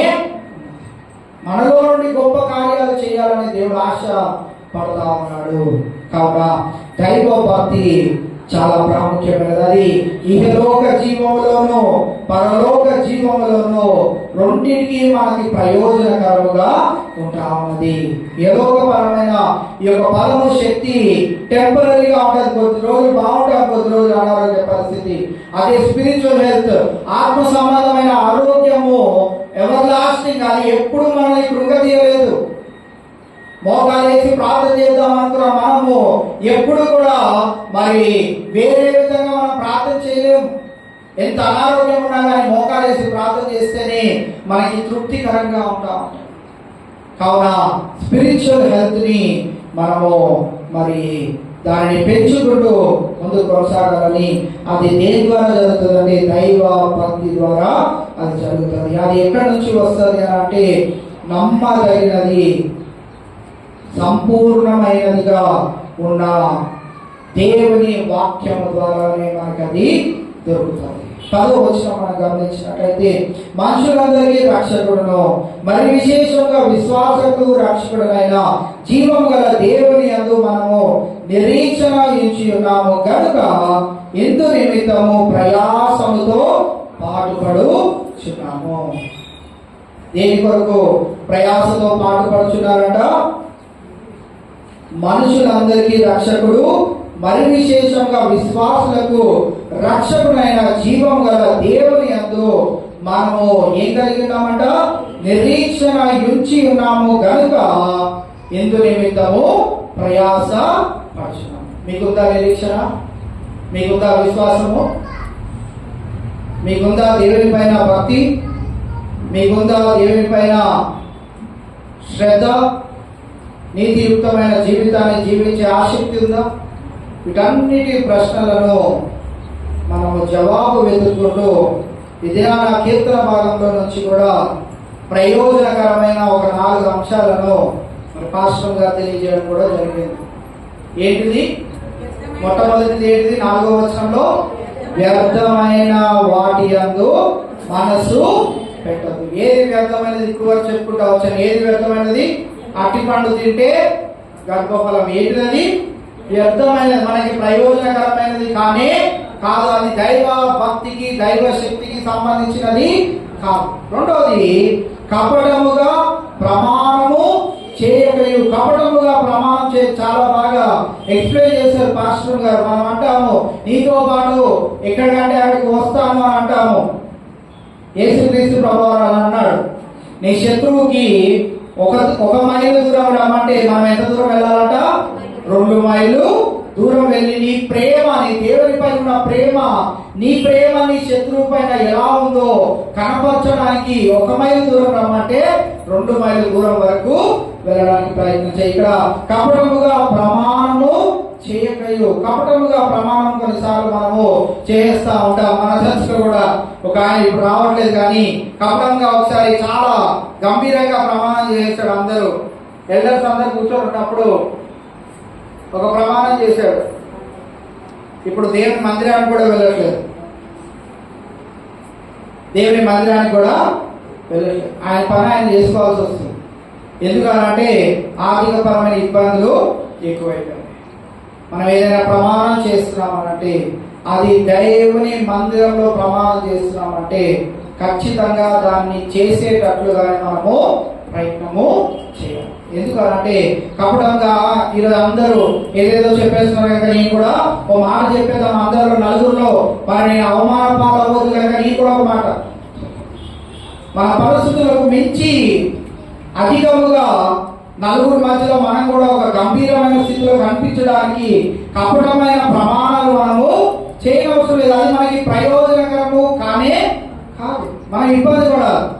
అలా చెప్పడం వల్ల నలుగురు దగ్గరికి వెళ్ళి అప్పో సొప్పో చేసి అది తీసుకొని వచ్చి దేవుని మందిరంలో ప్రయోజనకరమా? మూడవది మనం గమనించినట్లయితే నిర్దోషమైన చేతులు. నిర్దోషమైన చేతులు మనము కలిగి ఉండనే కలిగి ఉండదు. నాలుగవది శుద్ధమైన హృదయం. శుద్ధమైన హృదయము మనము కలిగి ఉన్న ఎడల దేవుడు మన జీవితాల్లో ప్రయోజనకరమైనవి అనగా ఆయన చెప్తూ వచ్చాడు కదా, పేతురుకి ఏమని చెప్పాడు? 100 అంతలుగా ఇళ్లను 100 ఇల్లు ఇస్తానన్నా, 100 ఇల్లు ఇస్తానన్నా. ఏమని దాని ఉద్దేశం? ఏమని దాని ఉద్దేశం? చాలా మంది అలాంటి వాటిని ఇంటర్ప్రిట్ చేసే దాంట్లో చాలా మంది త్రోవ తప్పిపోతా ఉన్నారు. ఏమని అంటారు అంటే దేవుడు 100 అంతలుగా ఫలాన్ని ఇస్తానన్నాడు. 100 అంతలుగా ఇండ్లను అనే ఉందా అక్కడ? 100 అంతల ఇండ్లను, అన్న చెల్లెలను, అక్క తమ్ముళ్లను. యోగు దగ్గర వరకు అయితే 2 ఇంతల, అది బాగానే ఉంది, అక్కడ వరకు బాగానే ఉంది. 2 ఇంతలుగా అంటే అక్కడ వరకు చేయగలుగుతాడేమో 2%. ఇక్కడ ఏంటి ఏకంగా 100%. నీకు ఒక అన్న ఉంటే ఇప్పుడు ఎంతమంది అన్నలు అవుతారు? నా కొరకు సువార్త నిమిత్తము ప్రయాసపడినందుకు నీకు ఒక్క అన్న ఉంటే ఇప్పుడు ఏమవుతాడు? 100 మంది అవుతారు. అక్కడ ఇంకో మాట కూడా ఉంది, ఏంటి? 100 ఇల్లు అంటే 100 ఇళ్ళనా ఉద్దేశం? అక్కడ ఏమని చెప్పాలని యేసుక్రీస్తు ప్రభువు ప్రయత్నం చేస్తా ఉన్నారు. ఇహలోక సంబంధమైన ఈ లోకంలో ఎన్ని నువ్వు సంపాదించుకున్నా వాటన్నిటికంటే నా పరలోకంలో ఉన్న ఒక్క ఇల్లు ఎంతతో సమానం అంటే 100 ఇళ్లతో సమానం. అంత ఆస్తిని నీ కొరకు ఆయన సమకూర్చడానికి వెళ్ళాను అనే మాటను అక్కడ తెలియజేయడం మనము చూస్తాం. వారిని బలపరచడానికి చెప్పాడు. అందుకే యేసుక్రీస్తు ప్రభువారు కొన్ని ఉపమానాలు ఏం చేశాడంటే వాళ్ళకి అర్థమవుతుందో లేదో అని పక్కకి తీసుకొని వెళ్ళి మీకు అర్థమయ్యేటట్టు ఈ ఉపమానాన్ని చెప్తున్నానని మళ్ళీ బోధించాడు. కొన్నిసార్లు ఏం చేశాడు అంటే మీకు ఇప్పుడు అర్థం కాదు కానీ నేను వెళ్ళిన తర్వాత మీకు పరిశుద్ధాత్ముడు బోధిస్తాడు అని చెప్పారు. అందుకే వారు ఏం చేయబడ్డారు అంటే యేసుక్రీస్తు ప్రభువారు లేనప్పటికీ వారు ఏం చేయబడ్డారు అంటే ఈ సువార్తని సర్వలోకానికి వందల కొలదిగా అన్న తమ్ముళ్లను, అక్క చెల్లెలను వారు వెళ్ళిన ప్రాంతము కొలది వారిని దేవుడిగా భావించి వారికి ఈరోజు మనం కేరళ ప్రాంతానికి, తమిళనాడు ప్రాంతానికి, అలా ప్రాంతాలకు వెళ్తే ఇక్కడ కూడా మన చాలా చోట్ల చూస్తాం. Saint John Lutheran church, saint Thomas Lutheran church, Baptist church, saint అనేది మనం చూస్తా ఉంటాం. సెయింట్ అంటే ఆ వర్డ్ ఏంటండి? పరిశుద్ధులు. వారు దేవుని దగ్గరికి వెళ్ళిపోయిన వారు. ఆ పరిశుద్ధుల మాటలు లేకుంటే ఆ పరిశుద్ధుల యొక్క పాదాలు పలానా స్థలాల్లో లేకుంటే ఆ పరిశుద్ధులు చెప్పిన బోధను, ఆ విధానాన్ని మేము పాటిస్తూ మా సంఘాన్ని పెట్టుకున్నామని ఆ యొక్క విధానాన్ని మనం చూస్తా ఉన్నాం. ఆ పరిశుద్ధులు ఏ రీతిగా అయితే వారి జీవితాన్ని లోకంలో విడిచి వెళ్ళి ఉన్నారు, అనేక ఆత్మలు సంపాదించుకోగలిగారు, మనం కూడా అటువంటి ప్రయాసను ఈ లోకంలో చేసిన వారిగా మనం ఉంటూ ముందుకు కొనసాగుతూ మరి ప్రయోజనకరమైనది ఏదో మనం తెలుసుకున్నప్పుడు ఉపవాస ప్రార్థనకి ఇంతకంటే ఎక్కువ మంది సమూహంలో మనము చేర్చబడగలుగుతాం. ఈరోజు ఆదివారం చాలా మందికి హాలిడే ఉండదేమో, కానీ 26వ తారీఖు చాలా మందికి హాలిడే. ఏంటా రోజు? జన్మాష్టమి, కృష్ణాష్టమి. చాలా మంది ఎక్కడికి వెళ్తారు? వెళ్తా ఉంటారు. ఏమి ప్రయోజనము?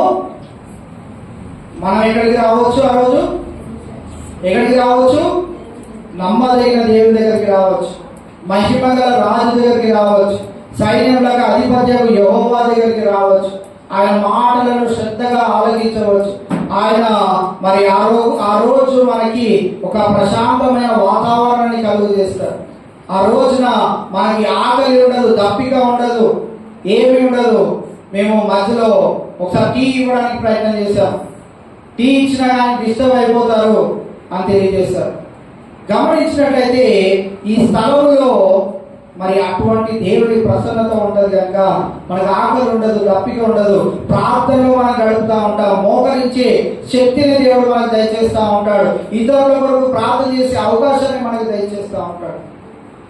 అందుకే ప్రయాస అయినప్పటికీ మరి దైవజనులు ప్రతి నెల మొన్న అన్నారు, నువ్వు ఇంత లేట్గా చెప్పావు, నాకు చాలా మంది అడిగారు, కానీ నీ గురించి అనుకుంటే ఈ డేట్ ఇంకా ఖాళీగానే ఉంది కనుక నేను వస్తాను అనే మాటను ఇచ్చారు.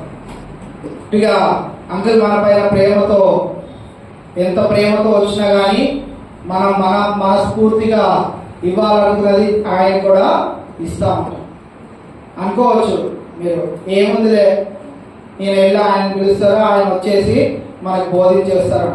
దాని వెనకాల కూడా ప్రయాసం. మీకు చెప్పాలని, ఏదో మీ దగ్గర సహాయం కావాలని కాదు, కానీ ప్రయాసతో ఈ పనిని ఎందుకు చేస్తున్నామో ఆ ఉద్దేశం ఏంటో మీరు తెలుసుకున్న రోజున మీ కుటుంబాలు మెరుగుపరచబడతాయి. వాక్యంలో ఇంకా ఎదగాలనే ప్రయత్నంలోనే నెలకు ఒకసారైనా మరి దైవజనులు వచ్చి మనకు కొన్ని మాటలైనా బోధిస్తే మనం ఇంకా మన ఆత్మీయ స్థితిలో ఎదగగలుగుతామనే ప్రయత్నమే, కానీ ఇంకో ఆశ. వద్దనుకున్నాం అనుకోండి, మాకు కూడా ఆ కష్టం ఉండదు. నేనే నిలబడి చెప్పేద్దాం అనుకుంటే చెప్పేయచ్చు కూడా.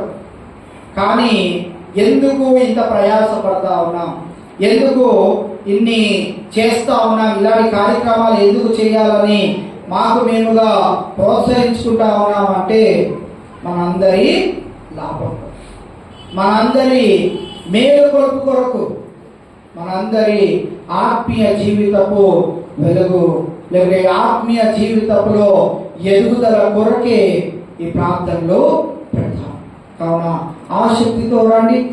దేవుడు ఖచ్చితంగా నిశ్చయముగా మన హృదయవాంఛలన్నింటినీ తీర్చి తృప్తిపరుస్తాడు. ప్రయోజనకరమైన దాని కొరకు మనము ప్రయాసపడినట్లయితే దేవుడు నమ్మదగిన వాడు కనుక ఆయన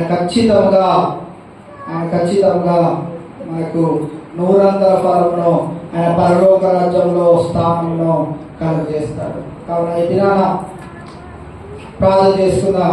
ఒక నిమిషం ప్రార్థన చేసుకుందాం. ఏది ప్రయోజనకరమైనది, ఏది ఉపయోగకరమైనది,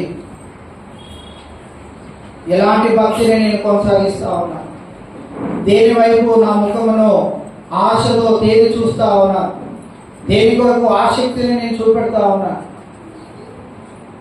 ఏ మాటలు వింటే నాకు ఆనందం కలుగుతా ఉన్నా, ఎలాంటి జీవితం నాకు ఆనందాన్ని కలుగజేస్తా ఉన్నది? ఏ స్థలంలో నేను ఉంటే నాకు ఆనందం కలుగుతా ఉన్నది? ఏ స్థలంలో నేను ఉంటే నాకు మేలు? ఏ స్థలంలో ఉంటే నా కుటుంబానికి ఆశీర్వాదము? దినాన విన్న మాటలను ఒకసారి మన మధ్యలోనికి తెచ్చుకో. దేవా, శరీర ఆశలు కంటే దైవభక్తి ఎంతో గొప్ప లాభాన్ని నాకు చేకూరుస్తుంది. సంతృప్తిగా జీవించే ఆ యొక్క జీవితాన్ని నేను కలిగి ఉండనట్లు నీ సహాయం దయచేయి. చెప్పబడిన అంశాలన్నీ ఒకసారి జ్ఞాపకం చేసుకుంటాం. మన విశ్వాసం ఎట్టి రీతిగా ఉండాలి? దేని కొరకు మనము ప్రాకులాడుతూ పరిగెడుతూ ఉన్నాం? అది మనకు ప్రయోజనకరమా లేదా? ఈ అంశాలను ఒకసారి మన మదిలోకి తెచ్చుకో. దైవభక్తి నమ్మదగినది, మనకు నిరీక్షణను కలుగజేస్తుంది, మన విశ్వాసాన్ని మెరుగుపరుస్తుంది, మన భక్తిని బలపరుస్తుంది, బలహీనమైన పరిస్థితుల్లో మనకు బలాన్ని చేకూరుస్తుంది. కావున ప్రయోజనకరమైనది ఏదో ఈ దినాన మనం తెలుసుకోగలిగాం. దేవుడు అటువంటి జ్ఞానాన్ని మనకు అనుగ్రహించాడు కనుక దినాన మనమందరము దైవభక్తిలో మెరుగుపరచబడి ప్రయోజనకరమైన దాని కొరకు ప్రయాసపడినట్లయితే నిత్య రాజ్యంలో స్థానంలో మనం పొందుకోగలుగుతాం. అటు రీతి ప్రయాసను మనం కొనసాగించేయాలని, ఒక్క ఆత్మనైనా సంవత్సరానికి నేను రక్షించుకోవాలని, నా కుటుంబంలో ఇంకా రక్షణ లేని వారికి ఈ రక్షణ సువార్తను అందజేయాలని ప్రయాస, అది మనకి ప్రయోజనకరం కనుక ఆ ప్రయాస నిమిత్తము ఇది ఒకసారి ప్రార్థన చేస్తున్నా. మహోన్నతుడా, మహాగరుడా, మమ్మల్ని అతిమిగిలిగా ప్రేమించిన మా యేసురాజు, మీ ఘనమైన శ్రేష్టమైన ఉన్నతమైన నామమునకే వందనాలు, స్తోత్రం దేవా. నేటి ఉదయకాల సమయంలో ఈ పరిశుద్ధ దినాన మీ సముఖంలోకి చేరి మిమ్మల్ని ఆరాధించి, మిమ్మల్ని గణపరిచి, మిమ్మల్ని మహింపరిచి, మిమ్మల్ని స్తుతించే ఈ యొక్క మంచి తరుణాన్ని మా జీవితాల్లో మరి ఒకసారి మీరు కలుగజేసిన విధానాన్ని బట్టి మీకు వందనాలు. ప్రత్యేకమైన దినాన జరిగిన ఆరాధన ఆద్యంతము నీకే వందనాలు, స్తోత్రం ప్రభు. నీ బిడ్డను నిలబెట్టుకొని అందజేసిన మంచి సాక్ష్యాన్ని బట్టి కూడా నీకే వందనాలు, స్తోత్రం ప్రభు. నువ్వెంతైనా నమ్మదగిన దేవుడుగా వారి కుటుంబాల్లో కూడా ఉంటూ మేలు జరిగిస్తున్న దేవా, మీకే వందనాలు. నీ పైన మేము విశ్వాసం ఉంచగా నువ్వు చేయలేని కార్యము ఏది లేదు దేవా. ఇది నీ వాక్యం కూడా అదే తెలియజేస్తాం. పౌలు తిమోతిని హెచ్చరిస్తా ఉన్నాడు. ఇది పరిశుద్ధాత్ముడా, నీవు మా సంఘాన్ని మమ్మల్ని హెచ్చరిస్తూ ఉండగా మేము ఈ బోధను తృణీకరించకుండా ఈ భక్తి యందు నిలబడగా ఉండి ప్రభువా, ఏది ప్రయోజనకరమో ఏది పవిత్రమైనదో మేము తెలుసుకొని దాన్ని మా జీవితాలలో కాపాడుకున్నకు మీ సహాయం అనుగ్రహించమని ప్రార్థన చేస్తామండి. ఈ దినాన ఎంతమంది అయితే నీ మాటలను విని ఉన్నారో వారి హృదయం అనే పలకల మీద ఈ మాటలు రాసి వారు మరిచే వారిగా ఉండకుండా ప్రభు అనుదినము నెమరు వేసుకుంటూ వారి జీవితాలను సరిచేసుకునే భాగ్యం దయచేయమని ప్రార్థన చేస్తా ఉన్నాను. మేము ప్రభు ఇంకనూ శరీరానికి ప్రాముఖ్యత ఇస్తున్నట్లయితే ఈ శరీరము ఏదో ఒక రోజున కులిపోయే పరిస్థితిలో ఉంటుంది. అయితే మా ఆత్మలకు మేము బలాన్ని చేకూర్చగా అది మమ్మల్ని నిత్య రాజ్యంలోనికి చేరుస్తుంది కనుక మా ఆత్మలకు బలం ఇచ్చి కార్యములలో మేము పాల్పొందులు పొందడానికి మీ సహాయం అనుగ్రహించండి. ఈ మందిరంలో జరిగే ప్రతి ఒక్క కార్యక్రమంలో మేము విరివిగా కుటుంబాలతో పాల్పొందులు పొంది మేము దార్చించిన మేలను పొందుకునే భాగ్యము మా అందరికి కలుగుచేయనైన దేవా, మీకే వందనాలు. ఈ ప్రత్యేకమైన దినాన మీరు మాతో మాట్లాడిన ప్రతి ఒక్క లేఖన భాగాన్ని బట్టి మీకు వందనాలు. విన్నా మేమందరము ప్రభా శ్రద్ధ నిలిపి మా జీవితాలను కట్టుకోగలుగుటకు మీ సహాయం అనుగ్రహించమని, ఎవరైతే అనారోగ్య పరిస్థితుల్లో ఉన్నారో వారిని ముట్టి లేవనైతే సంపూర్ణమైన ఆరోగ్యాన్ని దయచేయండి. మీ సాక్షి బిడ్డలుగా నిలబడ్డకు మీ సహాయం దయచేయండి. ఎవరైతే ప్రభా మరి కుటుంబ సమస్యలతో బాధపడుతూ ఉన్నారు, నెమ్మది లేని పరిస్థితులు ఉన్నాయో, ప్రేమ కోల్పోయిన పరిస్థితులు ఉన్నాయో, ఆ కుటుంబాల్లో నెమ్మదిని దయచేయండి. మీ ప్రేమను వారు రుచి చూడగలిగినట్లు మీ సహాయం అనుగ్రహించండి. ఎవరైతే వారి పరిస్థితుల నిమిత్తమై ప్రభా ఆందోళన చెందుతా ఉన్నారు, ఆ బిడ్డలు కూడా ఒకసారి జ్ఞాపకం చేసుకోండి. నీ బలమైన హస్తము వారికి ఎటు రీతిగా తోడుగా ఉంటుందో వారి విశ్వాసం కూడా బలపరచండి, వారి నమ్మకాన్ని కూడా బలపరచండి.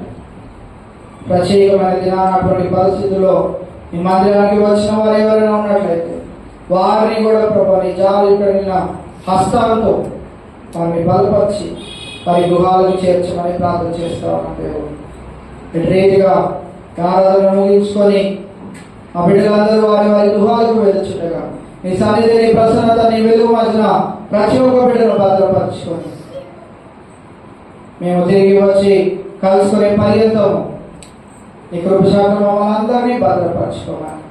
ఈ దినాన ప్రకాష్ కవిత గారికి వారి యొక్క వివాహ దాంపత్య జీవితంలో మరి యొక్క నూతన దయాకిరీటాన్ని మీరు అనుగ్రహించిన విధానాన్ని బట్టి కూడా నీకే వందనాలు. వారి జీవితంలో ప్రభావం కలుగుజేయనైనా ఆ యొక్క నూతనమైన బహుమానాన్ని బట్టి కూడా నీకే వందనాలు. బిడ్డల్ని కరుణించి కాపాడుతూ వస్తున్న విధానాన్ని బట్టి కూడా నీకే వందనాలు. ఇటు రీతిగా మా సంఘంలో ప్రతి ఒక్క కుటుంబంలో జాలి దేవుడుగా ఉంటూ చేసిన ప్రతి ఒక్క మేలుకాలను బట్టి మీకే లేనిపడి వర్ణాలుస్తూ మహిమ ఘనత ప్రభావాలు నీకే చెల్లిస్తూ ఈ ప్రార్థన ప్రభు యేసు నామములో అడిగి వేడుకుంటున్నాం మా తండ్రి. మన పరమ తండ్రి అయిన దేవుని యొక్క ప్రేమ, కుమారుడైన యేసుక్రీస్తు వారి యొక్క కృప, పరిశుద్ధాత్మని యొక్క నిత్య అన్యోన్య సహవాసము చేరిన సకల పరిశుద్ధులకు మరి విశేషంగా ఈ దినాన నూతన దయాకిరీటాన్ని పొందుకున్న ప్రకాష్ కవిత గారు సదాకాలము తోడై నడిపించును గాక. ఆశీర్వాదం